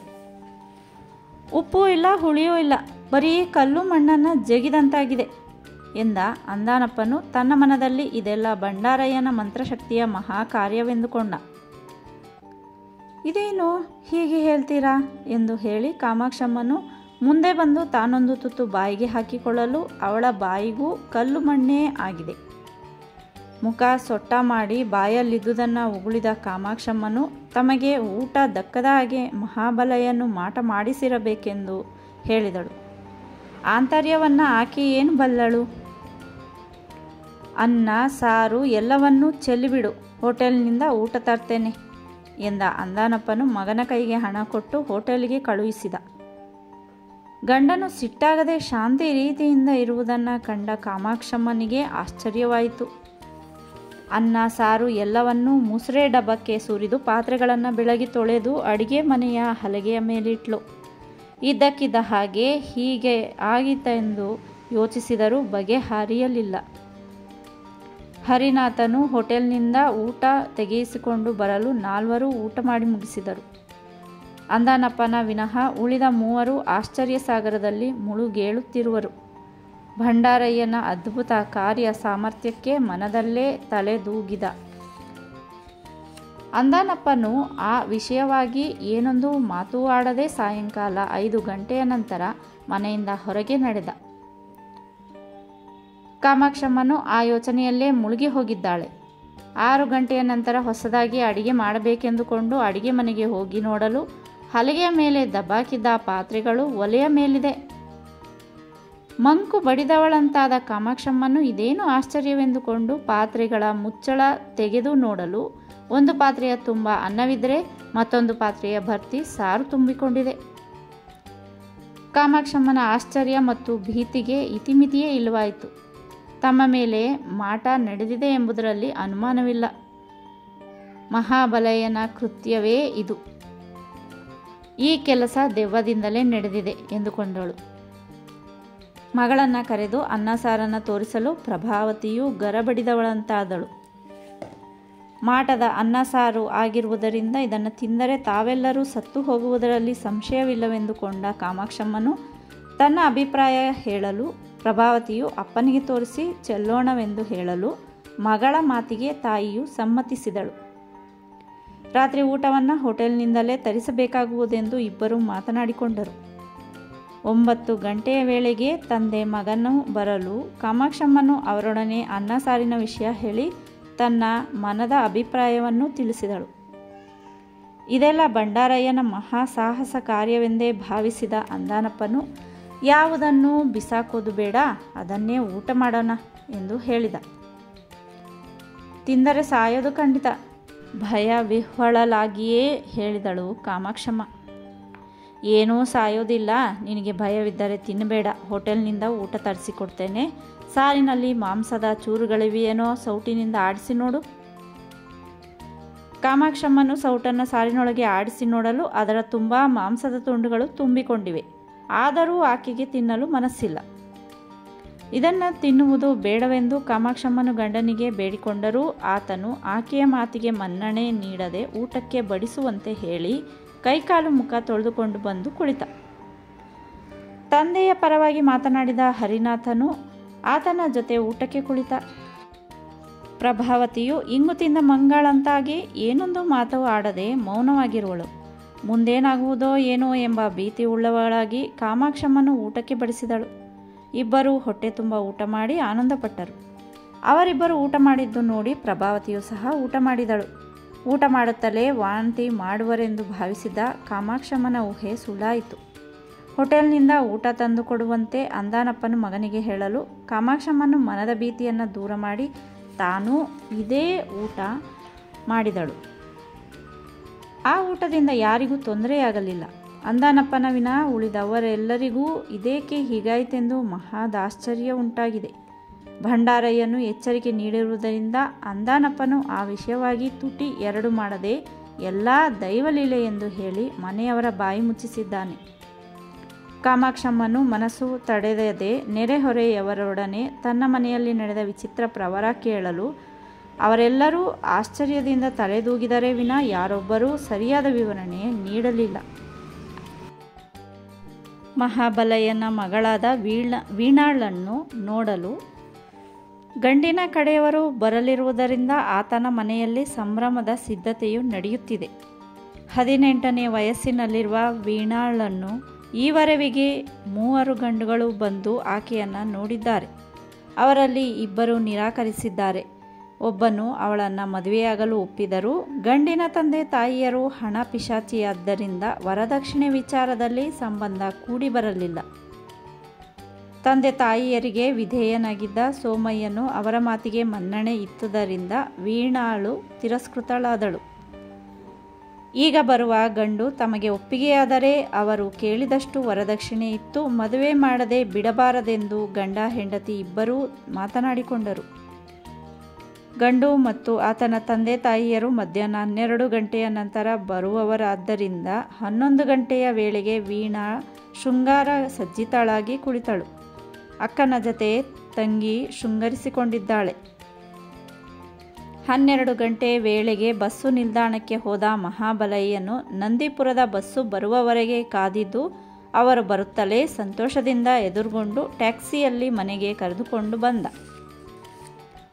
ಆ ವೇಳೆಗಾಗಲೇ ಭಂಡಾರಯ್ಯನ ಪ್ರಯೋಗ ಶಕ್ತಿಯು ಮಹಾಬಲಯ್ಯನ ಮನೆಯನ್ನು ಆವರಿಸಿಕೊಂಡಿದೆ. ಆ ಮರ್ಮವೇನೂ ಮಹಾಬಲಯ್ಯನಿಗೆ ತಿಳಿಯದು. ಗಂಡಿನ ರೂಪ ನೋಡಿ ಹೇಗಾದರೂ ಈ ಸಂಬಂಧ ಕುದುರಿಸಬೇಕೆಂದುಕೊಂಡಿದ್ದಾನೆ. ಮನೆಯಲ್ಲಿ ಭಾವಿ ಬೀಗರಿಗೆ ಆದರದ ಸ್ವಾಗತ ದೊರೆಯಿತು. ಪರಸ್ಪರ ಕ್ಷೇಮ ಸಮಾಚಾರಗಳ ವಿನಿಮಯವಾದ ನಂತರ ಕೈಕಾಲು ಮುಖ ತೊಳೆದುಕೊಂಡು ಊಟಕ್ಕೆ ಕುಳಿತರು. ವೀಣಾಳೆ ಎಲ್ಲರಿಗೂ ಊಟ ಬಡಿಸಿದಳು. ಗಿಣಿ ಹಸುರಿನ ಸೀರೆಯುಟ್ಟು ಅದೇ ಬಣ್ಣದ ರವಿಕೆ ತೊಟ್ಟು ತಲೆ ಬಾಚಿಕೊಂಡು ಹೂ ಮುಡಿದಿರುವ ವೀಣಾ ಮುಖವನ್ನು ಸ್ನೋ ಪೌಡರುಗಳಿಂದ ಶೃಂಗರಿಸಿಕೊಂಡು ಹಣೆಗೆ ಕುಂಕುಮ ಇಟ್ಟುಕೊಂಡಿದ್ದಾಳೆ. ಆವರೆಗೆ ಅಡಿಗೆ ಮನೆಯಿಂದ ಬಾರದೇ ಇದ್ದ ವೀಣಾಳನ್ನು ಕಣ್ತುಂಬ ನೋಡಿದ ಗಂಡಿನ ತಂದೆ ತಾಯಿಯರು ಇವಳು ತಮ್ಮ ಸೊಸೆಯಾಗಲು ತಕ್ಕವಳೆಂದು ಏಕಾಭಿಪ್ರಾಯ ತಾಳಿದರು. ಅಪ್ಪ ಅಮ್ಮನು ವೀಣಾಳ ಮುಖವನ್ನು ನೇರ ನೋಟದಿಂದ ನೋಡಿದರಾದರೂ ಸಂಪಂಗಿಯಿಂದ ಆ ರೀತಿ ನೋಡಲಾಗದೆ ಓರೆ ನೋಟದಿಂದಲೇ ನೋಡಿದ. ಆ ವೇಳೆಗೆ ಸರಿಯಾಗಿ ಆತನ ಮುಖವನ್ನು ಓರೆ ನೋಟದಿಂದಲೇ ನೋಡಿದ ವೀಣಾಳು ಕಿಸಕ್ಕೆಂದು ಹಲ್ಕಿರಿದು ನಕ್ಕಳು. ಸ್ವರ್ಗಲೋಕ ಕಂಡಂತಾಯಿತು ಸಂಪಂಗಿಗೆ. ಊಟ ಮಾಡುತ್ತಿದ್ದ ಹಾಗೆ ಅಪ್ಪ ಅಮ್ಮನ ಮುಖ ನೋಡಿ ತುಟಿಗಳಲ್ಲೇ ನಕ್ಕ. ಆತನ ನಗುವೆ ಸಮ್ಮತಿ ಇತ್ತನೆಂಬ ಅರ್ಥ ಸೂಚಿಸಿತು. ವೀಣಾಳು ಬಡಿಸಿದ ಅಡಿಗೆಯು ಸಂಪಂಗಿಗೆ ಅಮೃತ ಸಮಾನವಾಗಿ ಕಂಡಿತಾದರೂ ತನ್ನ ಅಪ್ಪ ಅಮ್ಮನ್ನು ಕೇಳುವಷ್ಟು ವರದಕ್ಷಿಣೆ ಕೊಡಲು ಇವರಿಂದ ಸಾಧ್ಯವಾಗುವುದೋ ಇಲ್ಲವೋ ಎಂಬ ಅನುಮಾನವೂ ತಲೆ ಹಾಕಿತು. ಊಟವಾದ ನಂತರ ರೂಮಿನಲ್ಲಿ ಕುಳಿತು ತಾಂಬೂಲ ಹಾಕಿಕೊಂಡರು. ಆ ವೇಳೆಗಾಗಲೇ ಸಂಪಂಗಿಯು 6-7 ಸಾರಿ ವೀಣಾಳ ಮುಖವನ್ನು ಕದ್ದು ನೋಡಿದ್ದಾನೆ. ನೇರವಾಗಿ ನೋಡಲು ಅವಕಾಶವೇ ಇಲ್ಲದಂತಾಗಿದೆ. ಅಂಬುಜಮ್ಮನು ಮಗನೊಡನೆ ಪ್ರತ್ಯೇಕವಾಗಿ ಹೆಣ್ಣು ನಿನಗೆ ಒಪ್ಪಿಗೆಯೈತೆ ಎಂದು ಕೇಳಿದಳು. ನನಗೇನೋ ಒಪ್ಪಿಗೆಯಾಗಿದೆಯಮ್ಮ, ಸಂಬಂಧ ಕುದುರಿಸುವುದು ನಿಮ್ಮಿಬ್ಬರ ಕೈಯಲ್ಲಿದೆ. ಬೇಸರದ ದನಿಯಲ್ಲೇ ಹೇಳಿದ ಸಂಪಂಗಿ. ನಾವು ನೋಡಿಕೊಳ್ತೇವೆ, ಸುಮ್ಮನಿರು. ಇವರಿಗೇನು ಕಡಿಮೆ, ಕೇಳಿದ್ದು ಕೊಡ್ತಾರೆ. ನನ್ನನ್ನು ಮಾರಾಟಕ್ಕಿಟ್ಟಿದ್ದೀಯೇನಮ್ಮ? ನಿನ್ನ ವಿದ್ಯಾಭ್ಯಾಸಕ್ಕೆ ಎಷ್ಟು ರೂಪಾಯಿ ಖರ್ಚಾಗಿದೆ ಎಂದು ನಿನಗೇನಾದರೂ ಗೊತ್ತಿದೆಯೇ? ಈ ಹೆಣ್ಣಿಗೋಸ್ಕರ ನನಗೆ ವಿದ್ಯೆ ಕಲಿಸಿದಿರೇನಮ್ಮ? ಕಟುವಾಗಿಯೇ ಕೇಳಿದ ಸಂಪಂಗಿ. ಸಂಪಂಗಿ ದುಡ್ಡಿನ ಬೆಲೆ ಗೊತ್ತಾಗದಿದ್ದರೆ ನೀನೀ ಮಾತು ಆಡ್ತಾ ಇರಲಿಲ್ಲ. ಹೆತ್ತು ಹೊತ್ತು ಸಾಕಿ ಸಲಹಿದವರು ಕಡಿಮೆಯಾಗಿ ಹೆಣ್ಣು ಕೊಡುವ ಅತ್ತೆ ಮಾವರು ಹೆಚ್ಚು ಬಂದರಲ್ಲವೇ ನಿನಗೆ? ಹೆಂಡತಿ ಸತ್ತರೆ ಮತ್ತೊಬ್ಬಳನ್ನು ತರಬಹುದು. ಅಪ್ಪ ಅಮ್ಮ ಸತ್ತರೆ ಯಾರನ್ನ ಅಪ್ಪ ಅಮ್ಮ ಅಂತ ಕರಿತೀಯಾ ಹೇಳು? ಅತ್ತೆ ಮಾವನನ್ನೇ ಅಪ್ಪ ಅಮ್ಮ ಅಂತ ಕರೆಯೋದಾದರೆ ನಾವಿಬ್ಬರು ಈಗಲೇ ವಿಷ ಕುಡಿದು ಸಾಯ್ತೇವೆ. ಆಮೇಲೆ ನಿನ್ನ ಇಷ್ಟ ಬಂದ ಹಾಗೆ ಮಾಡಿಕೊ. ವಿಷಬಾಣದಿಂದ ಚುಚ್ಚಿದಂತಾಯಿತು ಸಂಪಂಗಿಗೆ. ಈ ಸಂಬಂಧವು ಕುದುರುವುದಿಲ್ಲವೆಂದು ಮನದಟ್ಟಾಯಿತು. ತಾಯಿಯ ಮಾತಿಗೆ ಎದುರಾಗಿ ಆಕೆಯ ಹೃದಯಕ್ಕೆ ನೋವುಂಟು ಮಾಡಲು ಇಷ್ಟಪಡದೆ ನಿಮ್ಮಿಬ್ಬರ ಇಚ್ಛೆ ಇದ್ದಂತಾಗಲೆಂದು ನೊಂದ ಮನಸ್ಸಿನಿಂದಲೇ ಹೇಳಿದ. ನೀನು ಬಾಯಿ ಮುಚ್ಚಿಕೊಂಡಿರು ಸಂಪಂಗಿ. ಸುಟ್ಟರೂ ಸುಡದಷ್ಟು ಆಸ್ತಿ ಇರುವಾಗ ನಾವು ಕೇಳಿದ್ದನ್ನು ಅದೇಕೆ ಕೊಡುವುದಿಲ್ಲ? ನಮಗೇನಾದರೂ ಕೊಡುತ್ತಾರೆಯೇ? ಕೊಟ್ಟರೆ ಮಗಳಿಗೆ ಕೊಡ್ತಾರೆ. ಮಗನ ಮನಸ್ಸಿನ ಮೇಲೆ ನಾಟುವಂತೆ ಹೇಳಿದಳು ಅಂಬುಜಮ್ಮ. ಸಂಪಂಗಿಯು ಮೌನವಾಗಿ ಹೂಗುಟ್ಟಿದ. ಈ ಸಂಬಂಧ ಕುದುರಿದರೆ ಸರಿ, ಇಲ್ಲವಾದರೆ ಮುಂದೆ ಯಾವ ಹೆಣ್ಣನ್ನು ನೋಡಲು ಹೋಗುವುದಿಲ್ಲವೆಂದು ತನ್ನಲ್ಲಿಯೇ ನಿರ್ಧಾರ ಮಾಡಿಕೊಂಡ. ಗಂಡನೊಡನೆ ಮಗನ ಅಭಿಪ್ರಾಯ ಹೇಳಿದ ಅಂಬುಜಮ್ಮನು, ಏನಾದರೂ ಸರಿ, ನಾವು ಸೋಲೋದು ಬೇಡ, ಒಂದೇ ಪಟ್ಟು ಹಿಡಿದು ಕುಳಿತರೆ ಕೊಟ್ಟೆ ಕೊಡ್ತಾರೆಂದು ಗಂಡನ ಮನಸ್ಸನ್ನು ತಿದ್ದಿದಳು. ಹೆಂಡತಿಯ ಗುಣ ವಿಶೇಷ ತಿಳಿದಿರುವ ಮಂಜಯ್ಯನು ಅವಳಂತೆಯೇ ಗೆರೆ ಎಳೆಯಬೇಕಾಗಿದೆ.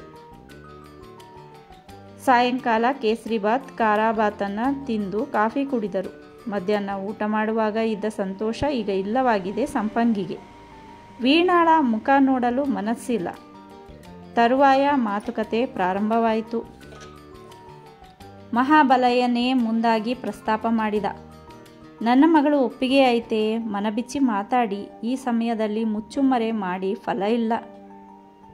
ಅಂಬುಜಮ್ಮನು ಗಂಡನು ಬಾಯಿ ಬಿಡುವ ಮೊದಲೇ, ಇದರಲ್ಲೆಲ್ಲ ಮುಚ್ಚುಮರೆ ಮಾಡೋದೇನಾಯ್ತಣ್ಣ? ನಾವೇನು ಕದ್ದು ಮುಚ್ಚಿ ಮದುವೆ ಮಾಡಬೇಕಾಗಿದೆಯೇ ಎಂದಳು. ನನಗೆ ಬೇಕಾಗಿರೋದು ನಿನ್ನಂಥವರೇ ಕಣಮ್ಮ. ಮೊದಲು ನನ್ನ ಮಗಳು ಒಪ್ಪಿಗೆ ಆದಳೆ, ನಿನ್ನ ಮಗ ಒಪ್ಪಿದನೇ.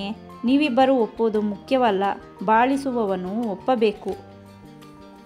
ಮಗನು ಒಪ್ಪಿದ್ದಾಯಿತು ಕಣಣ್ಣ, ನಮಗೂ ಸಹ ಒಪ್ಪಿಗೆಯಾಗಿದೆ. ಸರಿ, ಮುಂದೆ ಹೇಗೆ? ನಿಮ್ಮ ಮಗನಿಗೆ ಏನು ಕೊಡಬೇಕು? ನೋಡೋಣ, ನಾವೇನು ಹೆಚ್ಚಿಗೆ ಕೇಳೋದಿಲ್ಲ. ನಾವಂತಹ ದುರಾಶಾ ಪೀಡಿತರೂ ಅಲ್ಲ. ನನ್ನ ಮಗನು ಒಪ್ಪುವ ಬಟ್ಟೆಯಲ್ಲಿ 2 ಜೊತೆ ಸೂಟು ಹೊಲಿಸಿ ಕೊಡಬೇಕು. ಈಗ ಹೊಸದಾಗಿ ಯಾವುದೋ ವಾಚು ಬಂದಿದೆ ಅಂತೆ, ಅದರ ಹೆಸರೇನೆಂದು ನನಗೆ ಗೊತ್ತಿಲ್ಲ. ಅದರ ಬೆಲೆ 1500 ರೂಪಾಯಿ ಅಂತೆ. ಆ ಗಡಿಯಾರಕ್ಕೆ ಚಿನ್ನದ ಚೈನು ಮಾಡಿಸಿಕೊಡಬೇಕು. ಬೆರಳಿಗೊಂದು ಉಂಗುರ, ಕೊರಳಿಗೊಂದು ಚೈನು, 2 ಜೊತೆ ಬೂಟ್ಸು, 2 ಜೊತೆ ಚಪ್ಪಲಿ, ಸೂಟಿಗೆ ತಕ್ಕ ಟೈ, ಇನ್ನಿತರ ವಸ್ತುಗಳನ್ನು ಕೊಡಿಸುವುದಿದ್ದೇ ಇದೆ. ಇಷ್ಟೇ ನಾವು ಕೇಳೋದು. ಮನೆ ಕೊಡಿ, ಜಮೀನು ಕೊಡಿ, ಕಾರು ಕೊಡಿಸಿ ಎಂದು ನಾವೇನು ಕೇಳೋದಿಲ್ಲ. ನಮ್ಮ ಮನೆತನದಲ್ಲಿಯೇ ಅಂತಹ ದುರಾಶೆ ಇಲ್ಲ. ಅದರ ಮೇಲೆ ಮದುವೆ ಖರ್ಚೆಲ್ಲ ನಿಮ್ಮದೇ. ನಿಮ್ಮ ಯೋಗ್ಯತೆ ಅಂತಸ್ತಿಗೆ ತಕ್ಕ ಹಾಗೆ ಮದುವೆ ಮಾಡುವುದಿದ್ದೇ ಇದೆ. ಅದೆಲ್ಲ ನಿನಗೆ ತಿಳಿದಿರುವ ವಿಷಯವೇ. ನಿಮ್ಮೂರಿನಲ್ಲಾದರೂ ಮಾಡಬಹುದು, ನಮ್ಮೂರಿನಲ್ಲಾದರೂ ಮಾಡಬಹುದು. ನಾನೇನು ಹೆಚ್ಚಿಗೆ ಕೇಳಿಲ್ಲ, ಕೇಳುವಂತಹ ದುರ್ಬುದ್ಧಿಯೂ ನನ್ನಲ್ಲಿಲ್ಲ. ಸಂಪಂಗಿಗೆ ತಾಯಿಯನ್ನು ಕೊಂದು ಬಿಡಲೇ ಎನ್ನುವಷ್ಟು ಸಿಟ್ಟು ಬಂದರೂ ತನ್ನಲ್ಲಿ ಅಡಗಿಸಿಕೊಂಡ. ಮಹಾಬಲಯ್ಯನು ಶಾಂತನಾಗಿಯೇ, ಇಷ್ಟೇಯೋ, ಇನ್ನೂ ಏನಾದರೂ ಕೇಳುವುದಿದೆಯೋ ಎಂದು ಕೇಳಿದ. ಭರ್ಜಿಯಿಂದ ಇರಿದಂತಾಯಿತು ಸಂಪಂಗಿಗೆ. ಈ ಸಂಬಂಧ ಕುದುರದೆ ಬಂದ ದಾರಿಗೆ ಸುಂಕ ಕಾಣದೆ ಹಿಂದಿರುಗಬೇಕಾಗುವುದು ಎಂದುಕೊಂಡ. ಇನ್ನೇನೂ ಇಲ್ಲ ಕಣ್ರಣ್ಣ, ಅಷ್ಟೇ ಸಾಕು. ನಮಗೆ ಹೆಚ್ಚಿನ ಆಸೆ ಇಲ್ಲ ಕಣ್ಣಣ್ಣ. ಸರಿ, ನೀನು ಕೇಳಿದ್ದನ್ನೆಲ್ಲ ಕೊಡಲು ನಾನು ತಯಾರು. ಮದುವೆ ಇಲ್ಲೇ ನಡೆಯಬೇಕು. ನಿನ್ನ ಕಡೆಯವರೆಷ್ಟು ಜನ ಬೇಕಾದರೂ ಬರಬಹುದು. ಬಂದು ಹೋಗುವ ಖರ್ಚೆಲ್ಲ ನಿಮ್ಮದೇ. ಊಟ ಉಪಚಾರ ಜವಾಬ್ದಾರಿ ನನಗಿರಲಿ. ಸಂಪಂಗಿ ತನ್ನ ಕಿವಿಗಳನ್ನು ತಾನೇ ನಂಬದಂತಾಯಿತು. ಮಹಾಬಲಯ್ಯನು ತನ್ನ ತಾಯಿಯ ಮಾತಿಗೆ ಒಪ್ಪಿಗೆ ನೀಡುವೆನೆಂದು ಊಹಿಸಿಯೇ ಇರಲಿಲ್ಲ. ಅಂಬುಜಮ್ಮನಿಗೆ ಕರಳು ಕಿವುಚಿಕೊಳ್ಳುವಂತಾಯಿತು. ಉಂಗುರ, ಚೈನು, ಸರ ಕೇಳುವ ಬದಲು 15-20 ತೊಲ ಬಂಗಾರ ಕೇಳಿದರೆ ಚೆನ್ನಾಗಿತ್ತೇ ಎಂದುಕೊಂಡಳು. ಈಗ ಕೇಳುವ ಹಾಗಿಲ್ಲ. ನಾವಿಬ್ಬರೂ ಪರಸ್ಪರ ಒಪ್ಪಿಕೊಂಡಾಯಿತು. ನಾಳೆ ಜೋಯಿಸರಲ್ಲಿಗೆ ಹೋಗಿ ಗಂಡು ಹೆಣ್ಣಿನ ಹೆಸರು ಬಲ ಕೇಳಿಸಿ ಮುಹೂರ್ತದ ದಿನ ಗೊತ್ತುಪಡಿಸೋಣ. ಆ ಮುಂದಿನ ಕೆಲಸ ಇದ್ದೇ ಇದೆ. ಇನ್ನು ಈ ವಿಷಯವಾಗಿ ಮಾತು ಬೆಳೆಸುವುದು ಬೇಡ. ಮಡದಿಗೆ ಮಾತನಾಡಲು ಅವಕಾಶವಿತ್ತರೆ ಇಲ್ಲದ ಮಾತನಾಡಿ ಮತ್ತೇನಾದರೂ ಬೇಡಬಹುದೆಂದುಕೊಂಡ ಮಂಜೆಯನ್ನು ಮುಂದಾಗಿಯೇ ಮಾತನಾಡಿ ಮುಂದಿನ ಮಾತುಕತೆಗೆ ಅಡ್ಡಗಂಬ ಹಾಕಿದ. ಅಂಬುಜಮ್ಮನಿಗೆ ಮಾತನಾಡಲು ಅವಕಾಶವಿಲ್ಲದಂತಾಯಿತು. ಆದರೂ ಮನಸ್ಸು ತಡೆಯದೆ, ಉಂಗುರ ಚೈನುಗಳನ್ನು ಮಾಡಿಸಿಕೊಡೋದೇನೋ ಸರಿ ಕಣಣ್ಣ, ಒಂದೊಂದು ಒಡವೆಗೆ ಎಷ್ಟೆಷ್ಟು ತೊಲ ಆಗಬೇಕೆಂದು ಹೇಳಲಿಲ್ಲ ಎಂದು ಹೇಳಿ ಮುಂದಿನ ವಿಷಯ ಹೇಳಬೇಕೆನ್ನುತ್ತಿದ್ದ ಹಾಗೆ ತಾಯಿಯ ಮಾತನ್ನು ಅಲ್ಲಿಗೆ ತಡೆದ ಸಂಪಂಗಿಯು, ಅದು ಇವರ ಸಂತೋಷ ಕಣಮ್ಮ, ಅರ್ಧ ತೊಲದಲ್ಲಾದರೂ ಮಾಡಿಸಿಕೊಡಲಿ, 10 ತೊಲದಲ್ಲಾದರೂ ಮಾಡಿಸಿಕೊಡಲಿ, ನೀನು ಹೇಳಿದ್ದಕ್ಕೆಲ್ಲ ಒಪ್ಪಿದ್ದಾರೆ, ಮತ್ತೆ ತಕರಾರು ಬೇಡ ಎಂದು ಹೇಳಿದ. ಸಿಟ್ಟಾದ ಅಂಬುಜಮ್ಮನು ಮಗನ ಮುಖವನ್ನು ದುರ್ಗುಟ್ಟಿ ನೋಡಿದಳಾದರೂ ಅವನನ್ನು ಖಂಡಿಸಲಿಲ್ಲ. ನಾವು ನಿಮ್ಮ ಕರಾರಿಗೆ ಒಪ್ಪಿದ್ದಾಯಿತು, ನೀವು ನಿಮ್ಮ ಸೊಸೆ ಮೈಮೇಲೆ ಏನು ಒಡವೆ ಹಾಕ್ತೀರಾ? ಚಂದ್ರಮ್ಮನು ಅಂಬುಜಮ್ಮನಿಗೆ ನೇರವಾಗಿ ಕೇಳಿದಳು. ಸಿಟ್ಟಿನಿಂದ ತಳಮಳಗೊಂಡಿದ್ದ ಅಂಬುಜಮ್ಮನು, ಒಂದು ಮಾಂಗಲ್ಯ ಬಿಟ್ಟು ನಾವೇನೊಂದು ಒಡವೆಯನ್ನು ಹಾಕೋದಿಲ್ಲ, ಮಗಳು ಬೇಕಾದರೆ ನೀವು ಮಾಡಿಸಿಕೊಡಿ ಎಂದು ಖಂಡ ತುಂಡಾಗಿ ಹೇಳಿದಳು. ಒಂದು ಜೊತೆ ವಾಲೆಯಾದರೂ ಬೇಡವೇ? ವಾಲೆಯೂ ಇಲ್ಲ, ಬ್ರೇಸಿಯೂ ಇಲ್ಲ. ನೀವು ಏನು ಕೊಟ್ಟರೂ ಅಳಿಯ ಮಗಳಿಗಾಗುತ್ತೆ, ನಾವೇನೂ ಹಾಕಿಕೊಂಡು ಮೆರೆಯೋದಿಲ್ಲ. ಮಡದಿಗೆ ಮುಂದಾಗಿ ಮಹಾಬಲಯ್ಯನು, ಕೊಡುವುದು ಬಿಡುವುದು ನಮ್ಮ ಸಂತೋಷ, ನೀವು ಏನೇನು ಕೇಳಿದೆಯೋ ಅದನ್ನು ಮಾತ್ರ ತಪ್ಪಿಸೋದಿಲ್ಲ ಎಂದ. ನೀವು ಹೇಳೋದು ನ್ಯಾಯ, ಈ ಮಾತುಕತೆ ಇಲ್ಲಿಗೆ ಮುಗಿಯಲಿ, ಮುಂದುವರಿಸುವುದು ಬೇಡ ಎಂದು ಮಂಜಯ್ಯನು ಕುಳಿತೇ ಇದ್ದರೆ ಮಾತು ಬೆಳೆಯುವುದೆಂದು ಕೊಂಡು ಎದ್ದು ನಿಂತ. ಅಂಬುಜಮ್ಮನಿಗೆ ಒಡವೆ ಬಗ್ಗೆ ಅಸಮಾಧಾನವಾಗಿದೆ ಎಂದುಕೊಂಡ ಮಹಾಬಲಯ್ಯನು, ಒಡವೆ ಬಗ್ಗೆ ನೀನು ಚಿಂತೆ ಮಾಡುವುದೇ ಬೇಡ ಕಣಮ್ಮ, ಅಳಿಯ ಬೇರೆ ಅಲ್ಲ, ಮಗಳು ಬೇರೆ ಅಲ್ಲ, ನಿಮಗೆಲ್ಲ ತೃಪ್ತಿಯಾಗುವಂತೆ ಒಡವೆ ಮಾಡಿಸಿಕೊಡ್ತೇನೆ, ಆಯ್ತೇ ಎಂದ. ಕಾದ ಹಂಚಿನ ಮೇಲೆ ನೀರು ಸುರಿದಂತಾಗಲು ಅಂಬುಜಮ್ಮನು ನಗುಬಾರದೇ ಇದ್ದರೂ ನಕ್ಕು, ಅದೆಲ್ಲ ನಿನಗೆ ಸೇರಿದ್ದು ಬಿಡೋಣ ಎಂದಳು. ಆಕಾಶವನ್ನು ಆವರಿಸಿಕೊಂಡಿದ್ದ ಕಾರ್ಮೋಡವು ಗಾಳಿಗೆ ಚದುರಿದಂತಾಯಿತು. ಭಾವಿ ಬೀಗರಿಬ್ಬರು ತಿರುಗಾಡಲು ಹೊರಟರು. ಸಂಪಂಗಿಯೂ ಸಹ ಶ್ರೀಧರನೊಡನೆ ಪೇಟೆ ಸಂಚಾರಕ್ಕೆ ಹೊರಟ. ಆದಷ್ಟು ಬೇಗ ಈ ಮದುವೆ ನಡೆದರೆ ಸಾಕೆಂಬ ಭಾವನೆ ಆತನ ಮನದಲ್ಲಿದೆ. ರಾತ್ರಿ 9 ಗಂಟೆಯ ವೇಳೆಗೆ ಊಟ ಮುಗಿಯಿತು. ಎಲ್ಲರ ಮನಸ್ಸು ತಿಳಿಯಾಗುವುದರಿಂದ 11 ಗಂಟೆಯವರೆಗೆ ವಿನೋದವಾಗಿ ಮಾತನಾಡುತ್ತಾ ಕುಳಿತಿದ್ದು ಅನಂತರ ಮಲಗಿಕೊಂಡರು. ಮರುದಿನ ಬೆಳಗ್ಗೆ ಎದ್ದು ನೋಡಲು ವೀಣಾಳು ಪತ್ತೆ ಇಲ್ಲ. ಯಾವ ವೇಳೆಯಲ್ಲಿಯೋ ಯಾವ ಮಾಯದಲ್ಲಿಯೋ ಮನೆ ಬಿಟ್ಟು ಹೊರಟು ಹೋಗಿದ್ದಾಳೆ. ಹೇಗೆ ಹೋದಳೆಂದು ಯಾರೊಬ್ಬರಿಗೂ ತಿಳಿಯದು. ವೀಣಾಳು ಪತ್ತೆ ಇಲ್ಲದ್ದು ಕಂಡು ಮನೆಯವರೆಲ್ಲರೂ ಗಾಬರಿಯಾದರು. ಮನೆಯವರಿಗೆ ಗಾಬರಿ ಕಳವಳ ಉಂಟಾದರೆ ಮಂಜಯ್ಯನ ಮನೆಯವರು ಆಶ್ಚರ್ಯಗೊಂಡರು. ಅಂಬುಜಮ್ಮನ ಯೋಚನೆಯು ಬಹು ದೂರದವರೆಗೆ ಓಡಿತು. ವೀಣಾಳಿಗಾಗಿ ಎಲ್ಲೆಲ್ಲೋ ಹುಡುಕಾಡಿ ನೋಡಿದರು. ಆಕೆ ಯಾರೊಬ್ಬರ ಕಣ್ಣಿಗೂ ಬೀಳಲಿಲ್ಲ. ಮಹಾಬಲಯ್ಯ ದಂಪತಿಯರು ಅತೀವ ದುಃಖಕ್ಕೊಳಗಾದರು. ಬೇರೆ ವೇಳೆಯಲ್ಲಾಗಿದ್ದರೆ ಹೆಚ್ಚಿನ ಸಂಕಟಕ್ಕೆ ಈಡಾಗುತ್ತಿರಲಿಲ್ಲ. ಗಂಡಿನವರು ಬಂದು ಆಕೆಯನ್ನು ನೋಡಿ ಮದುವೆಯಾಗಲೊಪ್ಪಿ ಮಾತುಕತೆ ನಡೆದ ನಂತರ ಕಣ್ಮರೆಯಾಗಿರುವುದು ಬಂಧುಗಳು ಆಡಿಕೊಳ್ಳಲು ದಾರಿದೀಪವಾಗಿದೆ. 10 ಗಂಟೆಯವರೆಗೆ ಮಗಳಿಗಾಗಿ ಹುಡುಕಾಡಿ ಆಕೆ ಕಾಣದಿರಲು ಮಹಾಬಲಯ್ಯನು ಪೊಲೀಸ್ ಠಾಣೆಗೆ ಹೋಗಿ ಇನ್ಸ್ಪೆಕ್ಟರೊಡನೆ ವಿವರಣೆ ನೀಡಿ ಹಿಂದಿರುಗಿದ. ಅಂಬುಜಮ್ಮನು ಮಗನೊಡನೆ ಪ್ರತ್ಯೇಕವಾಗಿ, ನೋಡಿದ್ಯೇನಪ್ಪ ಹೇಗಿದೆ ಎಂದಳು. ತುಂಬ ಅನ್ಯಾಯ ಕಣಮ್ಮ, ತಲೆ ಕೆಟ್ಟು ಹೋಗಿರಬಹುದೋ ಏನೋ ವಿಷಾದ ವ್ಯಕ್ತಪಡಿಸಿದ ಸಂಪಂಗಿ. ನಿನಗಷ್ಟೇ ತಿಳಿದಿರೋದು, ತಲೆ ಕೆಟ್ಟು ಹೋಗಿಲ್ಲ ಕಣಪ್ಪ ಅವಳು. ಮತ್ತೇಗೆ ಹೋದಳು? ಯಾವನನ್ನೋ ಪ್ರೀತಿಸಿದ್ದು ಆತನೊಡನೆ ಸಂಚು ನಡೆಯಿಸಿ ಅವನ ಜೊತೆ ಓಡಿ ಹೋಗಿದ್ದಾಳೆ. ಬೆರಗಾದ ಸಂಪಂಗಿಯು ನಿಜ ಏನಮ್ಮ ಎಂದು ಕೇಳಿದ. ನಿಜ ಅಂತ ಮತ್ತೆ ಕೇಳ್ತೀಯೇನಪ್ಪ? ಅಂಗೈಯಲ್ಲಿರುವ ಗಾಯ ನೋಡಲು ಕನ್ನಡಿ ಬೇಕೇ? ಎದುರಿಗೆ ಇದ್ದು ನೋಡಿದಾಯ್ತಲ್ಲ. ಈಗಲೇ ಹೋಗಿದ್ದು ಒಳ್ಳೆಯದಾಯಿತು. ಮದುವೆ ಆದಮೇಲೆ ಹೋಗಿದ್ದರೆ ನಮ್ಮ ಮನೆತನದ ಹೆಸರಿಗೆ ಕಳಂಕ ಬರುತ್ತಿತ್ತು. ವೀಣಾಳ ಸ್ಥಿತಿಯನ್ನು ತಿಳಿದವಳ ಹಾಗೆ ಹೇಳಿದಳು ಅಂಬುಜಮ್ಮ. ಸಂಪಂಗಿಯ ಬಾಯಿ ಕಟ್ಟಿದಂತಾಯಿತು. ರಾತ್ರಿಯೆಲ್ಲ ನಿದ್ದೆ ಮಾಡದೆ ಭವಿಷ್ಯತ್ತಿನ ಬಗ್ಗೆ ಕಟ್ಟಿಕೊಂಡಿದ್ದ ಆಶಾಭಾವನೆಯೆಲ್ಲ ಗಾಳಿಗೋಪುರವಾಯಿತು. ಪುನಃ ಅಂಬುಜಮ್ಮನೇ, ಇದು ಸೂಳೆ ಮನೆತನ ಕಣಪ್ಪ. ಅದಕ್ಕಾಗಿ ಯಾವ ಗಂಡು ಇಲ್ಲಿಗೆ ಬರುತ್ತಿಲ್ಲ. ಕಂಡು ಹಾಳ್ಬಾವಿಗೆ ಬೀಳುತ್ತಾರಿಯೇ? ನಾವೇನೋ ತಿಳಿಯದೆ ಬಂದುದಾಯಿತು. ಇಲ್ಲಿದ್ದ ಹಾಗೆ ದೇವರೇ ನಮಗೆ ಮಾರ್ಗದರ್ಶನ ನೀಡಿದಂತಾಯಿತು. ಇನ್ನು ಈ ಮನೆಯ ನೆಂಟಸ್ತನವೇ ಬೇಡ. ಹೇಗಾದರೂ ಮೀನಾಳನ್ನು ನಿನಗೆ ಗಂಟು ಹಾಕಬೇಕೆಂದು ನಾನು ಕೇಳಿದ್ದಕ್ಕೆಲ್ಲ ಇಲ್ಲವೆನ್ನದೇ ಮಹಾಬಲೆಯನ್ನು ಒಪ್ಪಿದ. ಅಷ್ಟು ಮಾತ್ರದಿಂದಲೇ ಈ ಮನೆತನದ ಯೋಗ್ಯತೆ ಏನೆಂದು ತಿಳಿದು ಹೋಗುತ್ತೆ. ನಾವಿನ್ನೂ ಇಲ್ಲಿರೋದು ಬೇಡ, ಮಧ್ಯಾಹ್ನವೇ ಹೊರಟು ಬಿಡೋಣ ಎಂದಳು. ಸಂಪಂಗಿಯ ಮನಸ್ಸಿಗೆ ನೋವಾದರೂ ತಾಯಿಯ ಎದುರಿಗೆ ತೋರಿಸಿಕೊಳ್ಳದೆ ಆಕೆಯ ಮಾತಿಗೆ ಮನ್ನಣೆ ನೀಡಲೇಬೇಕಾಯಿತು. ಗಂಡನೊಡನೆ ಮಾತನಾಡಿದ ಅಂಬುಜಮ್ಮನು ಆತನನ್ನು ಒಪ್ಪಿಸಿದಳು. ಮಂಜಯ್ಯನು ಮಹಾಬಲೆಯ ದಂಪತಿಯರೊಂದಿಗೆ, ವೀಣಾಳು ಆಕಸ್ಮಿಕವಾಗಿ ಮನೆ ಬಿಟ್ಟು ಹೋಗಿದ್ದಾಳೆ. ಆಕೆ ಈ ರೀತಿ ಹೋಗುವಂಥವಳಲ್ಲ. ನಾವು ಮಧ್ಯಾಹ್ನದ ಗಾಡಿಗೆ ಹಿಂದಿರುಗುತ್ತೇವೆ. ವೀಣಾ ಬಂದ ನಂತರ ನಮಗೆ ಪತ್ರ ಬರೆಯಿರಿ ಎಂದು ಹೇಳಿದ.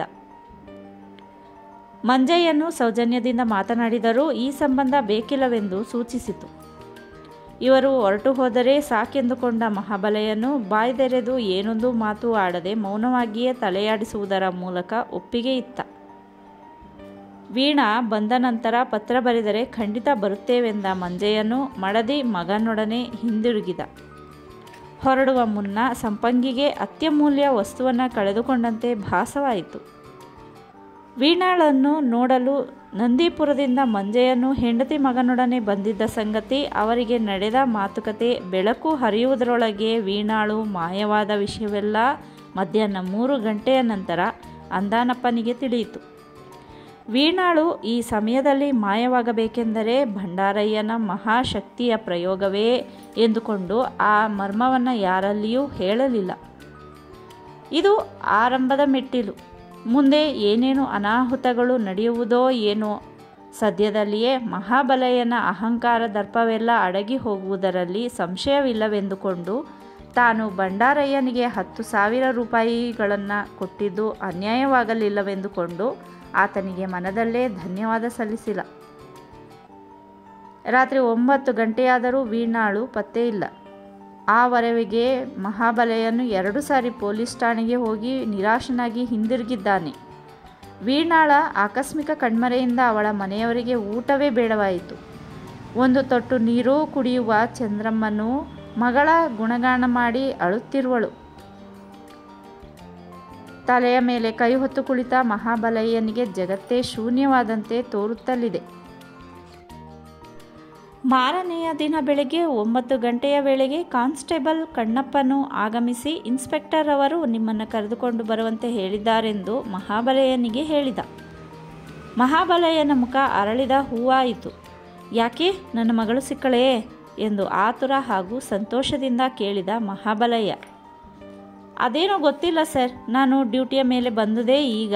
ಸ್ಟೇಷನ್ನಿನೊಳಗೆ ಕಾಲಿಡುತ್ತಲೇ ನಿಮ್ಮ ಹೆಸರು ವಿಳಾಸ ಹೇಳಿ ಕರೆದುಕೊಂಡು ಬರುವಂತೆ ನನ್ನನ್ನು ಕಳಿಸಿದರು ಇನ್ಸ್ಪೆಕ್ಟರು ಎಂದು ಹೇಳಿದ. ಅರಳಿ ಹೂವಾಗಿದ್ದ ಮಹಾಬಲಯ್ಯನ ಮುಖ ರಾಹು ಹಿಡಿದ ಚಂದ್ರನಂತಾಯಿತು. ಈಗಲೇ ಬರುವೆನೆಂದು ಉಡುಪುಗಳನ್ನು ತೊಟ್ಟು ಕಾನ್ಸ್ಟೇಬಲ್ ಸಂಗಡ ಹೊರಟ. ಮಹಾಬಲಯ್ಯನ ನಿರೀಕ್ಷೆಯಲ್ಲಿದ್ದ ಇನ್ಸ್ಪೆಕ್ಟರನ್ನು ಆತನಿಗೆ ಸ್ವಾಗತವಿತ್ತು ಕುಳಿತುಕೊಳ್ಳುವಂತೆ ಹೇಳಲು ಕುರ್ಚಿಯ ಮೇಲೆ ಕುಳಿತ. ಮುಂದಾಗಿಯೇ ಮಗಳ ವಿಚಾರವಾಗಿ ಕೇಳಿದ. ದಫೇದಾರ್ ರಂಗಸ್ವಾಮಿಯು ಅರ್ಧ ಗಂಟೆ ಮೊದಲು ಒಬ್ಬಾಕೆಯನ್ನು ಕರೆದುಕೊಂಡು ಬಂದಿದ್ದಾನೆ. ಆಕೆ ನೀವು ಹೇಳಿದ ಆಕಾರ ಉಳ್ಳವಳಾಗಿಯೇ ಇದ್ದಾಳೆ. ಉಡುಪುಗಳು ಸಹ ನೀವು ಹೇಳಿದಂತಿದೆ. ಅವಳು ನನ್ನ ಮಗಳೇ. ಎಲ್ಲಿದ್ದಾಳೆ? ಮಗಳ ಮುಖ ನೋಡುವ ಕಾತರತೆಯಿಂದ ಕೇಳಿದ ಮಹಾಬಲಯ್ಯ. ಇಲ್ಲೇ ಇದ್ದಾಳೆ, ಕರೆಯಿಸುತ್ತೇನೆ ನೋಡಿ ಎಂದ ಇನ್ಸ್ಪೆಕ್ಟರನ್ನು ಕಾನ್ಸ್ಟೇಬಲ್ಗೆ ಹೇಳಲು ಆತನು ಒಳಗೋಗಿ ತರುಣಿಯನ್ನು ಕರೆದು ತಂದು ಅವರ ಎದುರಿಗೆ ನಿಲ್ಲಿಸಿದ. ಮಹಾಬಲಯ್ಯನು ಮಗಳ ಮುಖ ನೋಡಿ ಸ್ತಂಭೀಭೂತನಾದ. ಕೇವಲ 1 ದಿನದಲ್ಲಿ ವೀಣಾಳು ಸಂಪೂರ್ಣವಾಗಿ ಬದಲಾಯಿಸಿ ಹೋಗಿದ್ದಾಳೆ. ಮುಖದಲ್ಲಿ ತೇಜಸ್ಸಿಲ್ಲ, ಕಣ್ಣುಗಳಲ್ಲಿ ಹೊಳಪಿಲ್ಲ, ತಲೆಗೂದಲು ಕೆದರಿ ಹೋಗಿ ಮೈಮೇಲಿರುವ ಸೀರೆಯೂ ಅಸ್ತವ್ಯಸ್ತವಾಗಿದೆ. ಆಕೆಯು ತಂದೆಯ ಮುಖ ನೋಡಲಿಲ್ಲ. ಅವಳ ದೃಷ್ಟಿಕೋನವೂ ಬದಲಾವಣೆಯಾಗಿದೆ. ವೀಣಾ, ವೀಣಾ ಎಂದು ಪ್ರೀತಿ ತುಂಬಿದ ಧ್ವನಿಯಲ್ಲಿ ಮಗಳ ಹೆಸರಿಡಿದು ಕರೆದ ಮಹಾಬಲಯ್ಯ. ವೀಣಾಳು ಅವನ ಕಡೆ ತಿರುಗಿ ನೋಡಲಿಲ್ಲ. ಇನ್ಸ್ಪೆಕ್ಟರೇ, ಇವಳಿಗೆ ಏನಾಗಿದೆ? ಗಾಬರಿ ಹಾಗೂ ಕಳವಳದಿಂದ ಕೇಳಿದ ಮಹಾಬಲಯ್ಯ. ತಲೆ ಕೆಟ್ಟಿರಬಹುದು, ಭ್ರಮಣೆಯಾಗಿರುವುದರಿಂದಲೇ ಮನೆ ಬಿಟ್ಟು ಹೋಗಿರೋದು. ನೀವು ಸರಿಯಾದ ಡಾಕ್ಟರ್ ಬಳಿ ಪರೀಕ್ಷೆ ಮಾಡಿಸಿ, ಎಲ್ಲ ಸರಿ ಹೋಗುತ್ತೆ. ತಲೆಯಾಡಿಸಿದ ಮಹಾಬಲಯ್ಯನು ಮಗಳು ಸಿಕ್ಕ ಬಗ್ಗೆ ಇನ್ಸ್ಪೆಕ್ಟರನ್ನು ಪುಸ್ತಕದಲ್ಲಿ ಬರೆದುಕೊಂಡು ತೋರಿಸಿದ ಸ್ಥಳದಲ್ಲಿ ರುಜು ಹಾಕಿ ಆತನಿಗೆ ಕೃತಜ್ಞತೆ ಸಲ್ಲಿಸಿ ಮಗಳನ್ನು ಕರೆದುಕೊಂಡು ಹೋಗುವ ಮುನ್ನ ಈಕೆ ಎಲ್ಲಿ ಸಿಕ್ಕಳೆಂದು ಕೇಳಿದ. ಸ್ಮಶಾನದ ಬಳಿ ಓಡಾಡಿಕೊಂಡಿದ್ದಳಂತೆ. ಆಕಸ್ಮಿಕವಾಗಿ ಅಲ್ಲಿ ಹೋದ ದಫೇದಾರನು ಆಕೆಯನ್ನು ಕಂಡು ಮಾತನಾಡಿಸಲು ಉತ್ತರ ನೀಡಲಿಲ್ಲ. ಆ ಮಾತ್ರಕ್ಕೆ ಬಿಡದೆ ಕರೆದುಕೊಂಡು ಬಂದ. ಈಕೆಯ ಮುಖ ನೋಡಿ ನಿಮ್ಮ ಮಗಳೇ ಇರಬಹುದೆಂದು ಭಾವಿಸಿ ಮಾತನಾಡಲಿಲ್ಲ. ನಾನು ನಮ್ಮವರನ್ನು ನಿಮ್ಮಲ್ಲಿಗೆ ಕಳುಹಿಸಿದೆ. ಇನ್ಸ್ಪೆಕ್ಟರನ್ನು ವಿವರಣೆ ನೀಡಲು ಏನೋ ಮೋಸ ನಡೆದಿದೆ ಎಂದುಕೊಂಡ ಮಹಾಬಲಯ್ಯನು ಮಗಳನ್ನು ಕರೆದುಕೊಂಡು ಅಲ್ಲಿಂದ ಹೊರಟ. ಏನೊಂದು ಮಾತು ಆಡದ ವೀಣಾಳು ಮೂಕಿಯಂತಾಗಿದ್ದಾಳೆ. ಗಂಡನ ನಿರೀಕ್ಷೆಯಲ್ಲಿದ್ದ ಚಂದ್ರಮ್ಮನು ಆತನು ಮಗಳೊಡನೆ ಬರುತ್ತಲೇ ಹರ್ಷಿತಳಾದರೂ ಬಾಡಿ ಹೋದ ಹೂವಿನಂತಾಗಿರುವ ಮಗಳ ಮುಖ ನೋಡಿ ಮಂಕಳಂತಾಗಿ ಆಕೆಯೊಡನೆ ಮಾತನಾಡಲು ಆಕೆ ಉತ್ತರ ನೀಡಲಿಲ್ಲ. ಬೆರಗಾದ ಚಂದ್ರಮ್ಮನು ಪ್ರಶ್ನಾರ್ಥಕ ದೃಷ್ಟಿಯ ನೋಟವನ್ನು ಗಂಡನ ಮೇಲೆ ಹಾಯಿಸಲು ಆತನು ನಡೆದ ಸಂಗತಿಯನ್ನು ಹೇಳಿ ನಿಟ್ಟುಸಿರು ಬಿಟ್ಟ. ದಿಗ್ಭ್ರಾಂತಳಾದ ಚಂದ್ರಮ್ಮನು ಸ್ಮಶಾನದಲ್ಲಿ ಓಡಾಡಿಕೊಂಡಿದ್ದಾಳೆ ಎಂದು ಕೇಳಿದಳು. ಹೌದು ಎಂದು ಬೇಸರದ ಧ್ವನಿಯಲ್ಲಿ ಹೇಳಿದ ಮಹಾಬಲಯ್ಯ. ಅಲ್ಲಿಗೇಕೆ ಹೋಗಿದ್ಲು? ಇವಳಿಗೇನಾಗಿದೆ? ದೇವರೇ ಬಲ್ಲ. ಮಾನಸಿಕ ಆಸ್ಪತ್ರೆಗೆ ಕರೆದುಕೊಂಡು ಹೋಗಿ ಪರೀಕ್ಷೆ ಮಾಡಿಸಬೇಕು. ಇವಳಿಗೆ ಏನಾಗಿದೆ ಎಂದು ಡಾಕ್ಟರು ತಿಳಿಸುತ್ತಾರೆ. ಇದಕ್ಕಿದ್ದ ಹಾಗೆ ಮನೆ ಬಿಟ್ಟು ಸ್ಮಶಾನದ ಬಳಿಗೆ ಹೋಗಬೇಕೆಂದರೆ ನಮ್ಮ ಮೇಲೆ ಯಾರೋ ಏನೋ ನಡೆಯಿಸಿದ್ದಾರೆ. ಇವಳ ಬುದ್ಧಿ ಮೊದಲಿನಂತಾಗುವುದೋ ಇಲ್ಲವೋ ಎಂದು ನನಗೆ ಅನುಮಾನ. ಇವಳನ್ನು ನೋಡಲು ಗಂಡಿನವರು ಬಂದಾಗಲೇ ಹೀಗಾಗಬೇಕೆಂದರೆ ನನಗೇನೋ ಅನುಮಾನವೇ. ತಮ್ಮ ಮೇಲೆ ತಮಗಾಗದವರು ಮಾಟ ಮಂತ್ರದ ಪ್ರಯೋಗ ನಡೆಯಿಸಿದ್ದಾರೆಂದೇ ತಿಳಿದು ತನ್ನ ಮನದಾಲೋಚನೆಯನ್ನು ಮುಚ್ಚಿಡದೆ ಹೇಳಿದಳು ಚಂದ್ರಮ್ಮ. ನಿನಗೆಲ್ಲ ಹುಚ್ಚೋ. ಈ ಯಂತ್ರಯುಗದಲ್ಲಿ ಮಂತ್ರಶಕ್ತಿಯ ಕಾರ್ಯ ನಡೆಯುವುದೇ? ಈ ರೀತಿ ಭಾವಿಸುವುದು ಮೂಢನಂಬಿಕೆ. ಆ ನಿನ್ನ ಹುಚ್ಚು ಭ್ರಾಂತಿಯನ್ನು ಬಿಡು. ಅಲ್ಲಸಲ್ಲದ ಮಾತಾಡಿ ನನ್ನ ತಲೆ ಕೆಡಿಸಬೇಡ. ಮಡದಿಯ ಮೇಲೆ ಸಿಟ್ಟಾಗಿ ಹೇಳಿದ ಮಹಾಬಲಯ್ಯ. ಹಾಗಾದರೆ ವೀಣಾಳಿಗೆ ಏನಾಗಿದೆ ಅಂತ ಹೇಳಿ? ತಲೆ ಕೆಟ್ಟಿದೆ, ಬೇರೆ ಇನ್ನೇನಿದೆ ಹೇಳು? ತಲೆಯೂ ಕೆಟ್ಟಿಲ್ಲ, ಮೈಯೂ ಕೆಟ್ಟಿಲ್ಲ. ತಲೆ ಕೆಟ್ಟಿದ್ದಾರೆ ಮನೆ ಬಿಟ್ಟು ಹೋಗ್ತಾ ಇದ್ದಾಳೆ. ಇಲ್ಲೇ ಇದ್ದು ಬಾಯಿ ಬಂದ ಹಾಗೆ ಮಾತಾಡ್ತಾ ಇದ್ಲು. ತಲೆ ಕೆಟ್ಟ ಹುಚ್ಚರು ಮನೆ ಬಿಟ್ಟು ಹೋಗೋದಿಲ್ವೇ ಚಂದ್ರ? ಮೊದಲು ನಿನ್ನ ತಲೆ ಸರಿಯಾಗಿದೆಯೋ ಇಲ್ವೋ ಅಂತ ಯೋಚನೆ ಮಾಡುವಂತಾಗಿದೆ. ನನ್ನ ಬಗ್ಗೆ ಯೋಚನೆ ಮಾಡಬೇಡಿ. ಈ ಘಟ ಯಾವಾಗ ಬಿದ್ದು ಹೋದರೂ ಚಿಂತೆ ಮಾಡೋದಿಲ್ಲ. ಬಾಳಿ ಬದುಕುವ ಮಕ್ಕಳು ಚೆನ್ನಾಗಿದ್ದರೆ ಸಾಕು. ನೀನೊಬ್ಬಳಿಗೆ ಆ ಚಿಂತೆ ಇರೋದು ನನಗಿಲ್ಲವೆಂದುಕೊಂಡ್ಯಾ? ಚಂದ್ರ, ಮನಸ್ಸಿಗೆ ಬಂದ ಹಾಗೆ ಮಾತಾಡದೆ ನಾಲಿಗೆ ಬಿಗಿ ಹಿಡಿದು ಮೌನವಾಗಿರೋದು ಕಲಿ. ಉರಿಯುವ ಗಾಯಕ್ಕೆ ಉಪ್ಪಿನ ಪುಡಿ ಹಾಕಿದಂತೆ ಮಾತಾಡಬೇಡ. ನಾನು ಹೇಳಿದರೂ ನೀವು ಮನಸ್ಸಿಗೆ ತೆಗೆದುಕೊಳ್ಳೋದಿಲ್ಲವಲ್ಲ. ನಿಜವಾಗಿ ಇವಳಿಗೆ ಹುಚ್ಚು ಹಿಡಿದಿಲ್ಲ. ನಮ್ಮ ಮೇಲೆ ಖಂಡಿತ ಮಾಟದ ಪ್ರಯೋಗ ನಡೆದಿದೆ. ನನ್ನ ಮಾತು ನಂಬಿ. ದಂಪತಿಯರು ತಮ್ಮ ತಮ್ಮ ಮೂಗಿನ ನೇರಕ್ಕೆ ಹೇಳಿಕೊಳ್ಳುತ್ತಾ ಹೋದರಲ್ಲದೆ ಒಬ್ಬರಲ್ಲೊಬ್ಬರು ಸೋಲಲಿಲ್ಲ. ಮಕ್ಕಳು ಅವರಿಬ್ಬರ ವಾಗ್ವಾದ ಕೇಳುತ್ತಾ ಹೋದರಲ್ಲದೆ ಯಾರೊಬ್ಬರ ಪಕ್ಷವನ್ನು ವಹಿಸಿ ಮಾತನಾಡಲಿಲ್ಲ. ಅವರಿಗೆ ಅನುಭವವಿದ್ದರಲ್ಲವೇ ಮಾತನಾಡುವುದು. ಆದರೂ ತಂದೆಯ ಪರವಾಗಿ ಮಾತನಾಡಿದರೆ ತಾಯಿಯ ಪಕ್ಷ ವಹಿಸಿದರೆ ಮಾತನಾಡಿದರೆ ತಂದೆಯ ಕ್ರೋಧಕ್ಕೆ ಕಾರಣರಾಗುವರು. ವೀಣಾ ಮಂಕು ಹಿಡಿದವಳಂತೆ ರೂಮಿನಲ್ಲಿ ಕುಳಿತಿದ್ದಾಳೆ. ಅವರಿಬ್ಬರ ವಾಗ್ವಾದ ನಡೆಯುತ್ತಿದ್ದ ಹಾಗೆ ಮಹಾಬಲಯ್ಯನ ಆತ್ಮೀಯ ಗೆಳೆಯರಲ್ಲೊಬ್ಬನಾದ ನಾಗೇಂದ್ರಪ್ಪನು ಆಗಮಿಸಿದ.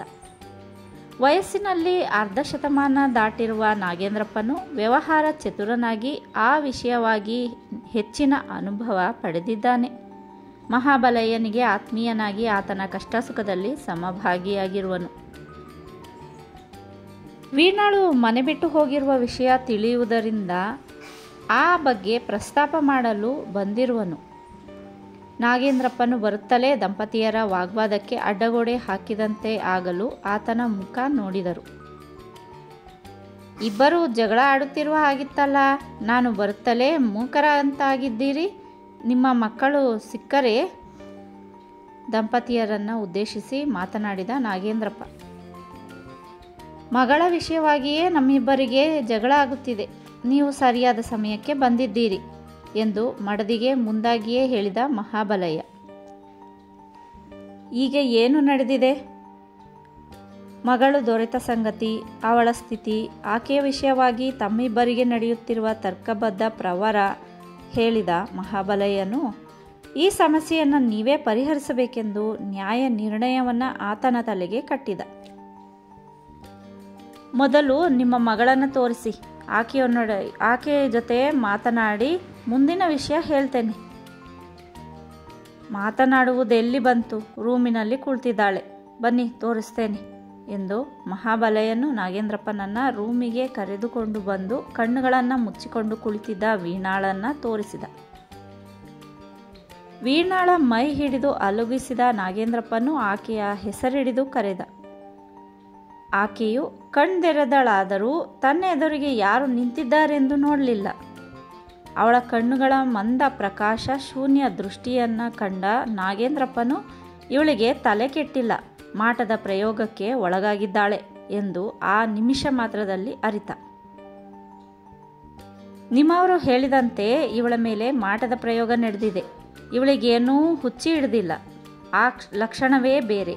ನಿಮಗಾಗದವರು ಯಾರೋ ನಿಮ್ಮ ಮೇಲೆ ಮಾಟ ಮಾಡಿಸಿದ್ದಾರೆ ಎಂದು ವಿವರಣೆಯಿತ್ತ ನಾಗೇಂದ್ರಪ್ಪ. ನಾನು ಮೊದಲೇ ಹೇಳಿದೆ, ನೀವು ಕೇಳಿದ್ರಾ? ಈಗಲಾದರೂ ನಂಬಿಕೆ ಬಂತೆ? ನಿಮ್ಮ ಮಾತು ನಂಬಲೇ? ಅನುಮಾನಿಸಿದ ಮಹಾಬಲಯ್ಯ. 100ಕ್ಕೆ 100 ಭಾಗವನ್ನು ನಂಬಿ. ಡಾಕ್ಟರಲ್ಲಿಗೆ ಕರೆದುಕೊಂಡು ಹೋದರೆ ವಾಸಿಯಾಗುವ ಕಾಯಿಲೆಯಲ್ಲ ಇದು. ಅವರು ಪರೀಕ್ಷೆ ಮಾಡಿದಂತೆ ನಟಿಸಿ ಇಂಜೆಕ್ಷನ್ ಕೊಟ್ಟು ಹಣ ಕಸಿದುಕೊಂಡು ಕಳಿಸುತ್ತಾರೆ. ಅವರು ಮಾಡುವ ಕೆಲಸವೇ ಅಷ್ಟು. ತನ್ನ ಹೇಳಿಕೆಗೆ ಸಮರ್ಥನೆ ಇತ್ತ ನಾಗೇಂದ್ರಪ್ಪನು ಮಹಾಬಲಯ್ಯನ ಮನಸ್ಸಿಗೆ ನಾಟುವಂತೆ ಹೇಳಿದ. ಇದಕ್ಕೆ ಪರಿಹಾರ ಏನು? ಮಂತ್ರಶಕ್ತಿಯ ಪ್ರತಿಭೆಯುಳ್ಳ ಮಂತ್ರವಾದಿಯನ್ನೇ ಆಶ್ರಯಿಸಿ ಅದರಿಂದ ಬಿಡುಗಡೆ ಹೊಂದಬೇಕು.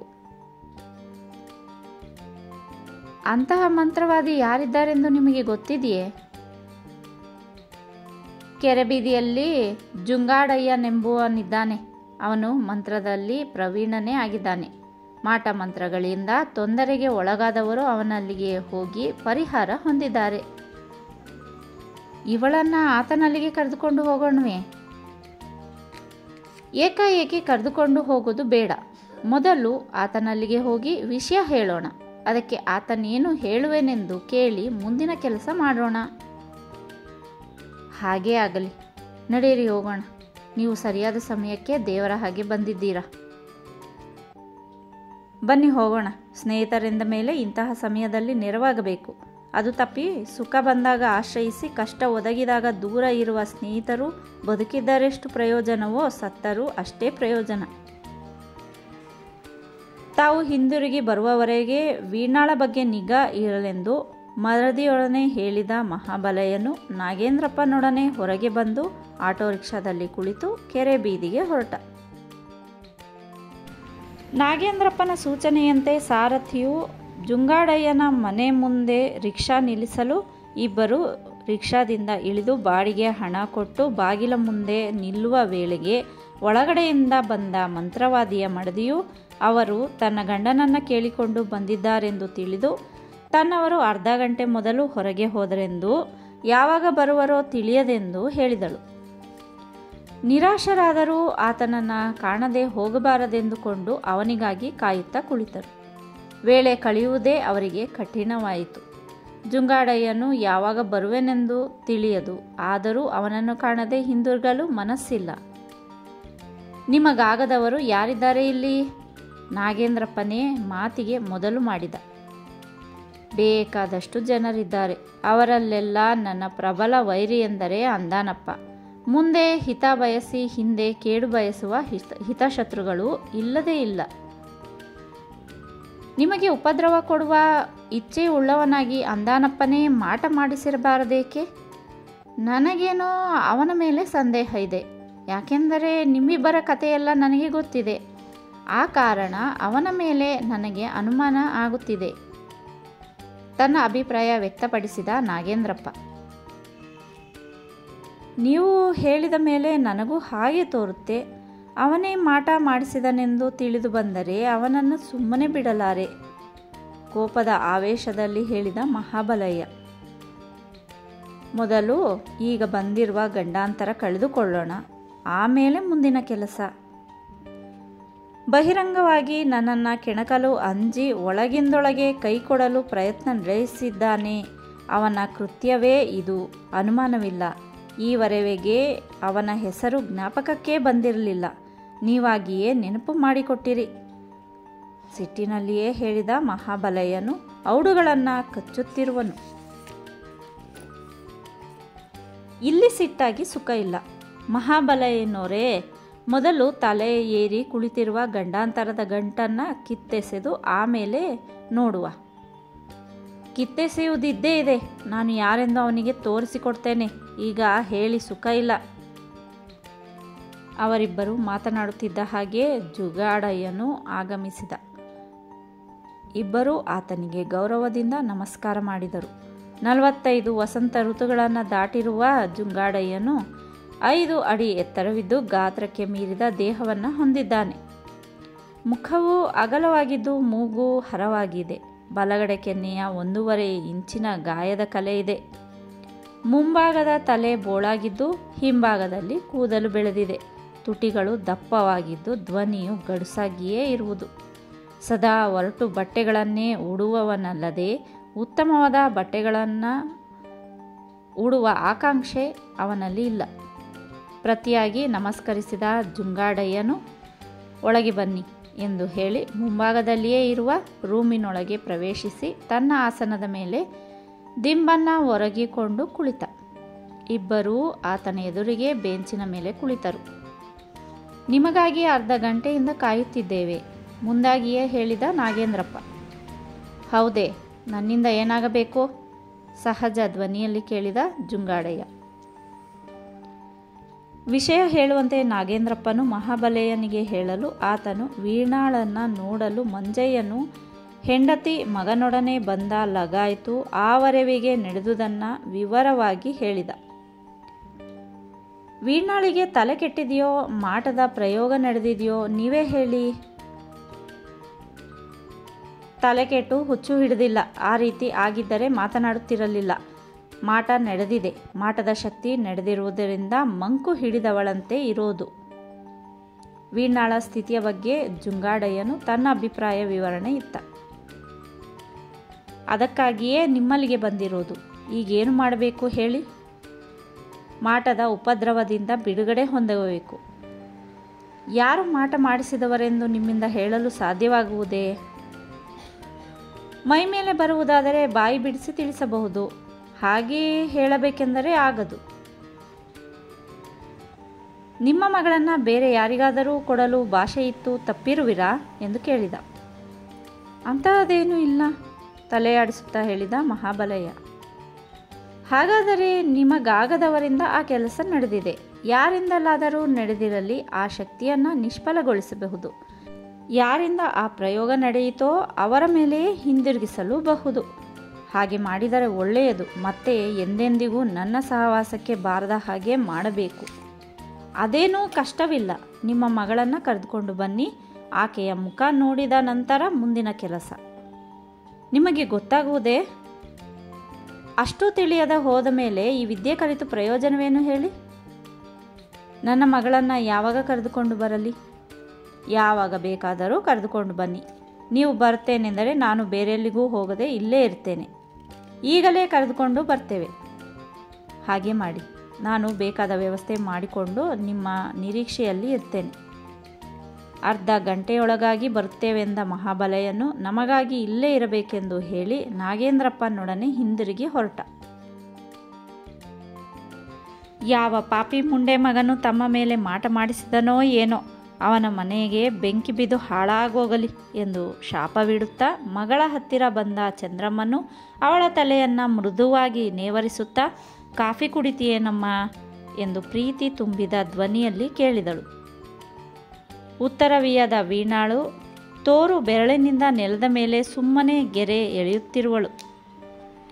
ದೇವರ ಕೋಣೆಗೆ ಬಂದ ಚಂದ್ರಮ್ಮನು ದೇವರ ಮುಂದೆ ಕೈಗಳನ್ನು ಜೋಡಿಸಿಕೊಂಡು ಕಣ್ಣೀರು ಹರಿಸುತ್ತಾ ಭಕ್ತಿ ಪರವಶಳಾಗಿ, ನನ್ನ ಮಗಳಿಗೆ ಏನೊಂದು ತೊಂದರೆಯೂ ಬಾರದ ಹಾಗೆ ಕಾಪಾಡಬೇಕೆಂದು ಬೇಡಿಕೊಂಡು ಪ್ರಸಾದ ತೆಗೆದುಕೊಂಡು ಬಂದು ಮಗಳ ಹಣೆಗೆ ಹಚ್ಚಬೇಕೆನ್ನುತ್ತಿದ್ದ ಹಾಗೆ ತನ್ನ ಬಲಗೈ ಎತ್ತಿ ಪಟಾರೆಂದು ಹೊಡೆದ ವೀಣಾಳು ತಲೆ ಎತ್ತಿ ತಾಯಿಯ ಮುಖವನ್ನು ದುರುಗುಟ್ಟಿ ನೋಡಿದಳು. ಭಯಚಕಿತಳಾದ ಚಂದ್ರಮ್ಮನು ಇವಳ ಮೈಯೊಳಗೆ ಮಾಟದ ದೆವ್ವ ಸೇರಿಕೊಂಡಿದೆ ಎಂದು ಪುನಃ ದೇವರ ಕೋಣೆಗೆ ಹೋಗಿ ಪ್ರಸಾದ ತಂದು ವೀಣಾಳ ತಲೆ ಮೇಲೆ ಚುಮುಕಿಸಿದಳು. ಆ ತಕ್ಷಣ ವೀಣಾಳು ಕೆಟ್ಟ ಧ್ವನಿಯಲ್ಲಿ ಚೀರುತ್ತಾ, ಅಯ್ಯಯ್ಯೋ ಅಯ್ಯಯ್ಯಪ್ಪ, ಮೈಯೆಲ್ಲ ಉರಿ, ನಾನು ತಡಿಲಾರೆ, ನಾನು ಇವಳನ್ನು ಬಿಟ್ಟೋಗೋದಿಲ್ಲ, ಈ ಮನೆಯಲ್ಲಿರೋರನ್ನ ಯಾರನ್ನೂ ಉಳಿಸೋದಿಲ್ಲ, ಆ ರೀತಿ ನನಗೆ ಆಜ್ಞೆ ಆಗಿದೆ, ನಾನು ಬಿಡೋದಿಲ್ಲ ಎಂದು ಹೇಳಿ ಪುಟ್ಟ ವಿಕಾರ ಧ್ವನಿಯಲ್ಲಿ ಚೀರಿ ಮುಖವನ್ನು ವಿಕಾರವಾಗಿ ಮಾಡಿ ನಾಲಿಗೆ ಹೊರಚಾಚಿ ಬಲಿ ಬಲಿ ಎನ್ನುತ್ತಾ ಕುಳಿತ ಹಾಗೆ ನೆಲದ ಮೇಲೆ ದೊಪ್ಪೆಂದು ಬಿದ್ದಳು. ಅಪ್ರತಿಭಳಾದ ಚಂದ್ರಮ್ಮನು ಮಗಳ ಮೈ ದವಡುತ್ತಾ ವೀಣಾ ವೀಣಾ ಎಂದು ಕರೆದರೂ ಆಕೆ ಮಾತನಾಡಲಿಲ್ಲ. ಆ ವೇಳೆಗಾಗಲೇ ಅವಳ ಉಸಿರಾಟ ನಿಂತು ಹೋಗಿದೆ. ಮಕ್ಕಳೆಲ್ಲರೂ ಸುತ್ತುವರಿದು ಕಂಗಾಲಾಗಿ ನಿಂತರು. ಮಗಳ ಉಸಿರಾಟ ನಿಂತು ಹೋದುದನ್ನು ಕಂಡು ಚಂದ್ರಮ್ಮನು ವೀಣಾ ಎಂದು ಚೀರಿ ಶವವನ್ನು ತಬ್ಬಿಕೊಂಡು ಗೋಳಾಡತೊಡಗಿದಳು. ಮಕ್ಕಳೂ ಅಳತೊಡಗಿದರು. ಆ ರೋದನ ಶಬ್ದ ಕೇಳಿ ನೆರೆಹೊರೆಯವರು ಬಂದು ವೀಣಾಳು ಸತ್ತು ಬಿದ್ದಿರುವುದನ್ನು ನೋಡಿ ತಮ್ಮ ಸಂತಾಪ ವ್ಯಕ್ತಪಡಿಸಿದರು. ಶವವನ್ನು ಹೊರಗೆ ಎತ್ತಿಕೊಂಡು ಬಂದು ಹಾಸಿಗೆ ಮೇಲೆ ಮಲಗಿಸಿ ಬಟ್ಟೆ ಹೊದಿಸಿದರು. ತಂದೆಯನ್ನು ಕರೆದುಕೊಂಡು ಬರಲು ಶ್ರೀಧರನು ಸೈಕಲ್ಲೇರಿ ಹೊರಟ. ಆತನು ಹೋದ ಕೆಲ ನಿಮಿಷಗಳ ನಂತರ ನಾಗೇಂದ್ರಪ್ಪನೊಡನೆ ರಿಕ್ಷಾದಲ್ಲಿ ಬಂದ ಮಹಾಬಲಯ್ಯನು ಮನೆಯೊಳಗೆ ನಡೆಯುತ್ತಿರುವ ಗೋಳಾಟದ ಧ್ವನಿ ಕೇಳಿ ಏನೋ ಅನಾಹುತ ನಡೆದಿದೆ ಎಂದುಕೊಂಡು ರಿಕ್ಷಾದಿಂದ ಇಳಿದು ಮನೆಯೊಳಗೆ ಪ್ರವೇಶ ಮಾಡುತ್ತಲೇ ಬಾಗಿಲ ಮುಂದೆ ಮಗಳು ಶವವಾಗಿ ಬಿದ್ದಿರುವುದನ್ನು ಕಂಡ. ಅವನಿಂದ ದುಃಖ ತಡೆಯಲಾಗಲಿಲ್ಲ.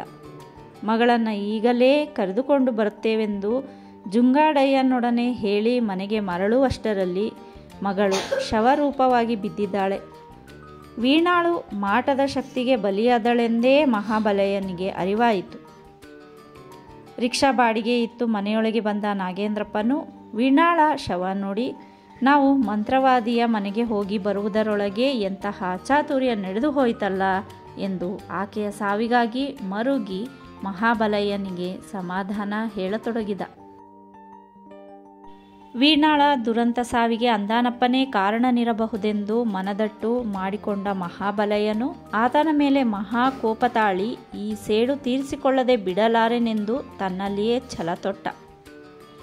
ವೀಣಾಳು ಸಾಯುವ ಮುನ್ನ ಆಡಿದ ಮಾತುಗಳನ್ನು ಚಂದ್ರಮ್ಮನು ಗಂಡನ ಮುಂದೆ ಹೇಳಲು ಅಂದಾನಪ್ಪನ ಮೇಲೆ ತಾಳಿದ್ದ ಸಂದೇಹಕ್ಕೆ ಪುಷ್ಟಿ ನೀಡಿದಂತಾಯಿತು. ಪರ ಊರಿನವರ ಯಾರಿಗೂ ವರ್ತಮಾನ ಕಳುಹಿಸದೆ ಮಹಾಬಲಯ್ಯನು ಮಗಳ ಅಂತ್ಯ ಸಂಸ್ಕಾರ ಮಾಡಿ ಮುಗಿಸಿದ. ಪರ ಊರುಗಳಲ್ಲಿರುವ ನೆಂಟರಿಗೆ ತಂತಿ ಮೂಲಕ ವರ್ತಮಾನ ಕಳುಹಿಸಿದ್ದೇ ಆದರೆ ರೈಲು ಬಸ್ಸುಗಳಿಗಾಗಿ ಕಾಯಬೇಕಾಗುವುದು. ವೀಣಾಳ ಆಕಸ್ಮಿಕ ದುರಂತ ಸಾವಿಗೆ ಮಹಾಬಲಯ್ಯನ ಬಂಧು ಬಳಗದವರು ತಮ್ಮ ಸಂತಾಪ ವ್ಯಕ್ತಪಡಿಸಿದರು. ಯಾರ ಸಂತಾಪವೂ ಮಹಾಬಲಯ್ಯನಿಗೆ ಬೇಕಾಗಿಲ್ಲ. ಸೇಡಿನ ಮನೋಭಾವ ಉಳ್ಳವನಾದ ಹೃದಯದಲ್ಲಿ ಬೇರೂರಿಕೊಂಡಿರುವ ಸೇಡು ನಾಗೇಂದ್ರಪ್ಪನೊಡನೆ ಮಗಳ ವಿಷಯವಾಗಿ ಮಾತನಾಡುತ್ತಾ ಉಕ್ಕಿ ಬಂದ ಕೋಪದಲ್ಲಿ, ನನ್ನ ಮಗಳ ಸಾವಿಗೆ ಕಾರಣನಾದ ಅಂದಾನಪ್ಪನನ್ನು ಜೀವಸಹಿತ ಉಳಿಸುವುದಿಲ್ಲ ಎಂದು ಹೇಳಿದ. ಆತುರ ಅವಿವೇಕದಲ್ಲಿ ಹುಚ್ಚ ಬಟ್ಟೆ ವರ್ತಿಸಬೇಡಿ, ಏನು ಕೆಲಸವಾದರೂ ಶಾಂತಿ ರೀತಿಯಿಂದ ವರ್ತಿಸಿ ಎಂದು ನುಡಿದ ನಾಗೇಂದ್ರಪ್ಪ. ನನ್ನ ಮಗಳು ಸಾಯುವ ಮೊದಲು ಏನು ಮಾತನಾಡಿದಳೆಂದು ನಿಮಗೆ ಗೊತ್ತೇ? ನಾನೀಗ ಉದಾಸೀನನಾದರೆ ನಾವೆಲ್ಲರೂ ಬಲಿಯಾಗಬೇಕಾಗುವುದು. ಮಾಟದ ನಂಬಿಕೆಯೇ ಇಲ್ಲದೆ ಇದ್ದ ನಾನೀಗ ನಂಬಿಕೆ ತಾಳುವಂತೆ ಆಗಿದೆ. ಕೊಂಚ ಯೋಚಿಸಿ ಕೆಲಸ ಮಾಡಿ. ಯೋಚಿಸಿ ಅಂದರೆ ಹೇಗೆ? ಅಂದಾನಪ್ಪನ ಕೃತ್ಯವೋ ಬೇರೆಯವರ ಕಾರ್ಯವೋ ಪ್ರತ್ಯಕ್ಷ ನೋಡಿದವರಿಲ್ಲ. ವೀಣಾಳು ಸಾಯುವ ಮುನ್ನ ಯಾರ ಹೆಸರನ್ನು ತಿಳಿಸಿಲ್ಲ. ಆದರೂ ನಿಮ್ಮ ಸಂದೇಹ ಅಂದಾನಪ್ಪನ ಮೇಲೆ ನೆಲೆಯಾಗಿದೆ. ಆತನು ನಿಮ್ಮ ಪ್ರಬಲ ವೈರಿಯಾಗಿರುವುದರಿಂದ ಅನುಮಾನ ಪಡಲು ಕಾರಣ. ಆತನೇ ಮಾಟ ಮಾಡಿಸಿರಲಿ, ಅವನು ಯಾವ ರೀತಿ ಕಾರ್ಯವೆಸಗಿದ್ದಾನೆ ಯೋಚಿಸಿ ನೋಡಿ. ಅದರಂತೆಯೇ ನೀವು ಆಚರಿಸಬೇಕು. ವೀಣಾಳು ಸತ್ತಳು. ಆತನ ಮೇಲೆ ಸಾವಿನ ಅಪವಾದ ಹೊರಿಸಲು ಸಾಧ್ಯವೇ? ನಮ್ಮ ಕಾರ್ಯವೂ ಸಹ ಹಾಗೇ ನಡೆಯಬೇಕು. ಮುಳ್ಳನ್ನು ಮುಳ್ಳಿನಿಂದಲೇ ತೆಗೆಯಬೇಕಲ್ಲದೆ ಡಬ್ಬನ ಕೊಡಲಿ ತೆಗೆದುಕೊಳ್ಳಬಾರದು. ನನಗೀಗ ಅರ್ಥವಾಯಿತು. ಅದಕ್ಕೆ ನಾನೇನು ಮಾಡಬೇಕು ಹೇಳಿ? ಸೇಡಿಗೆ ಸೇಡು ತೀರಿಸಿಕೊಳ್ಳಬೇಕೆಂಬ ಅಭಿಲಾಷೆ ಇದ್ದರೆ ನೀವು ಪ್ರಬಲ ಮಂತ್ರವಾದಿಯನ್ನು ಆಶ್ರಯಿಸಿ ಅವನಿಗೆ ಉಪದ್ರವ ಕೊಡಬೇಕು. ಮುಯ್ಯಿಗೆ ಮುಯ್ಯಿ ಅಂದರೆ ಅದು. ನಿಮಗೇನೂ ತೊಂದರೆ ಬಾರದ ಹಾಗೆ ರಕ್ಷಣೆ ಪಡೆಯಬೇಕೆಂಬ ಅಪೇಕ್ಷೆ ಇದ್ದರೆ ದೇವರ ಮೊರೆ ಬೀಳಬೇಕು. ಕೇವಲ ನಮ್ಮ ರಕ್ಷಣೆ ಬೇಕಿಲ್ಲ, ನಮಗೆ ತೊಂದರೆ ಬಾರದೆ ಅಂದಾನಪ್ಪನ ಮನೆಯವರೆಲ್ಲರೂ ವೀಣಾಳಿಗಿಂತ 10 ಪಟ್ಟು ಹೆಚ್ಚಾಗಿ ನರಳಿ ಸಾಯಬೇಕು. ಹಾಗಿದ್ದ ಮೇಲೆ ವಾಮಾಚಾರ ವಿದ್ಯೆಯಲ್ಲಿ ಶಕ್ತಿಯುಳ್ಳ ಮಂತ್ರವಾದಿಯನ್ನು ಆಶ್ರಯಿಸಬೇಕು. ಜುಂಗಾಡಯ್ಯನಿದ್ದಾನಲ್ಲ, ಅವನನ್ನು ಹಿಡಿದರೆ ನಮ್ಮ ಕೆಲಸವಾಗದೆ? ಜುಂಗಾಡಯ್ಯನಲ್ಲಿ ಅಂತಹ ಮಹತ್ವವಿದೆ ಎಂದು ನನಗೆ ಅನಿಸುವುದಿಲ್ಲ. ಮತ್ತೆ ನೀವೇ ಅವನಲ್ಲಿಗೆ ಕರೆದುಕೊಂಡು ಹೋದ್ರಲ್ಲ? ಮಾಟ ಮಾಡಿಸಲು ಕರೆದುಕೊಂಡು ಹೋಗಿದ್ದೇನೆ. ಅವಳಿಗೊದಗಿದ ಆಪತ್ತನ್ನು ನಿವಾರಿಸಲು ಕರೆದುಕೊಂಡು ಹೋಗಿದ್ದು. ಅವನಲ್ಲಿ ಮಾತನಾಡಿ ಹಿಂದಿರುಗಿ ಬರುವುದರೊಳಗೆ ವೀಣಾಳು ಸಾವನ್ನಪ್ಪಿದಳು. ನಾವು ವೀಣಾಳನ್ನು ಸಂಗಡ ಕರೆದುಕೊಂಡು ಹೋಗಿದ್ದರೆ ಉಳಿಯುತ್ತಿದ್ದಳೋ ಏನೋ. ಒಟ್ಟಿನಲ್ಲಿ ಅವಳಿಗೆ ಸಾವು ಕಾದಿತ್ತು, ನಮ್ಮಿಂದ ತಪ್ಪಿಸಲು ಆಗಲಿಲ್ಲ. ನೀವು ಹೇಳಿದಂತೆ ವಾಮಾಚಾರ ವಿದ್ಯೆಯಲ್ಲಿ ಪ್ರಾವೀಣ್ಯತೆ ಪಡೆದವನಲ್ಲಿಗೇ ಹೋಗೋಣ. ಅಂಥವನು ಎಲ್ಲಿದ್ದಾನೆ? ನಾವೀಗ ಉದಾಸೀನ ಮಾಡುವಂತೆ ಇಲ್ಲ. ನಾನು ವಿಚಾರಿಸಿ ಹೇಳ್ತೇನೆ. ಯಾವಾಗ? 2 ದಿನ ಅವಕಾಶ ಕೊಟ್ಟರೆ ಅಷ್ಟರಲ್ಲಿ ವಿಚಾರಿಸಿ ಹೇಳ್ತೇನೆ. ಅಷ್ಟರಲ್ಲಿ ಮಹಾಬಲಯ್ಯನ ಮಾತನ್ನು ಅಲ್ಲಿಗೇ ತಡೆದ ನಾಗೇಂದ್ರಪ್ಪನು, ಅಂತಹ ಅನಾಹುತವೇನೂ ನಡೆಯುವುದಿಲ್ಲ, ಧೈರ್ಯವಾಗಿರಿ ಎಂದು ಹೇಳಿದ. ಈ ಸಮಯದಲ್ಲಿ ನೀವೇ ನನಗೆ ಆತ್ಮೀಯ ಬಂಧುಗಳಂತಿದ್ದೀರಿ. ನನಗಾಗಿ ಮುತುವರ್ಜಿ ವಹಿಸಿ ಉದಾಸೀನ ತೋರಬೇಡಿ. ಖಂಡಿತ ಆಸಕ್ತಿ ವಹಿಸುವೆನೆಂದು ನಾಗೇಂದ್ರಪ್ಪನು ಭರವಸೆ ಇತ್ತನು. ಮುಂದೇನು ಅನಾಹುತ ಕಾದಿದೆಯೋ ಎಂಬ ಭೀತಿಯ ಕಳವಳದಲ್ಲೇ ಮುಳುಗಿ ಹೋಗಿದ್ದಾನೆ ಮಹಾಬಲಯ್ಯ. ವೀಣಾಳ ಸಾವಿಗೆ ಮಹಾದಾನಂದಗೊಂಡಿರುವ ಅಂದಾನಪ್ಪನು ಅದೇ ರೀತಿ ಅವಳ ಮನೆಯವರೆಲ್ಲರೂ ಸಾಯುವರೆಂದು ತಿಳಿದನಲ್ಲದೆ, ಭಂಡಾರಯ್ಯನಿಗೆ ರೂಪಾಯಿ ಕೊಟ್ಟಿದ್ದಕ್ಕೂ ಸಾರ್ಥಕವಾಯಿತು. ನನ್ನ ಮೇಲೆ ಯಾವ ಬಗೆಯ ಅಪವಾದವೂ ಬರುವುದಿಲ್ಲ, ಸಂದೇಹ ಪಡಲು ಆಸ್ಪದವಾಗುವುದಿಲ್ಲವೆಂದುಕೊಂಡ.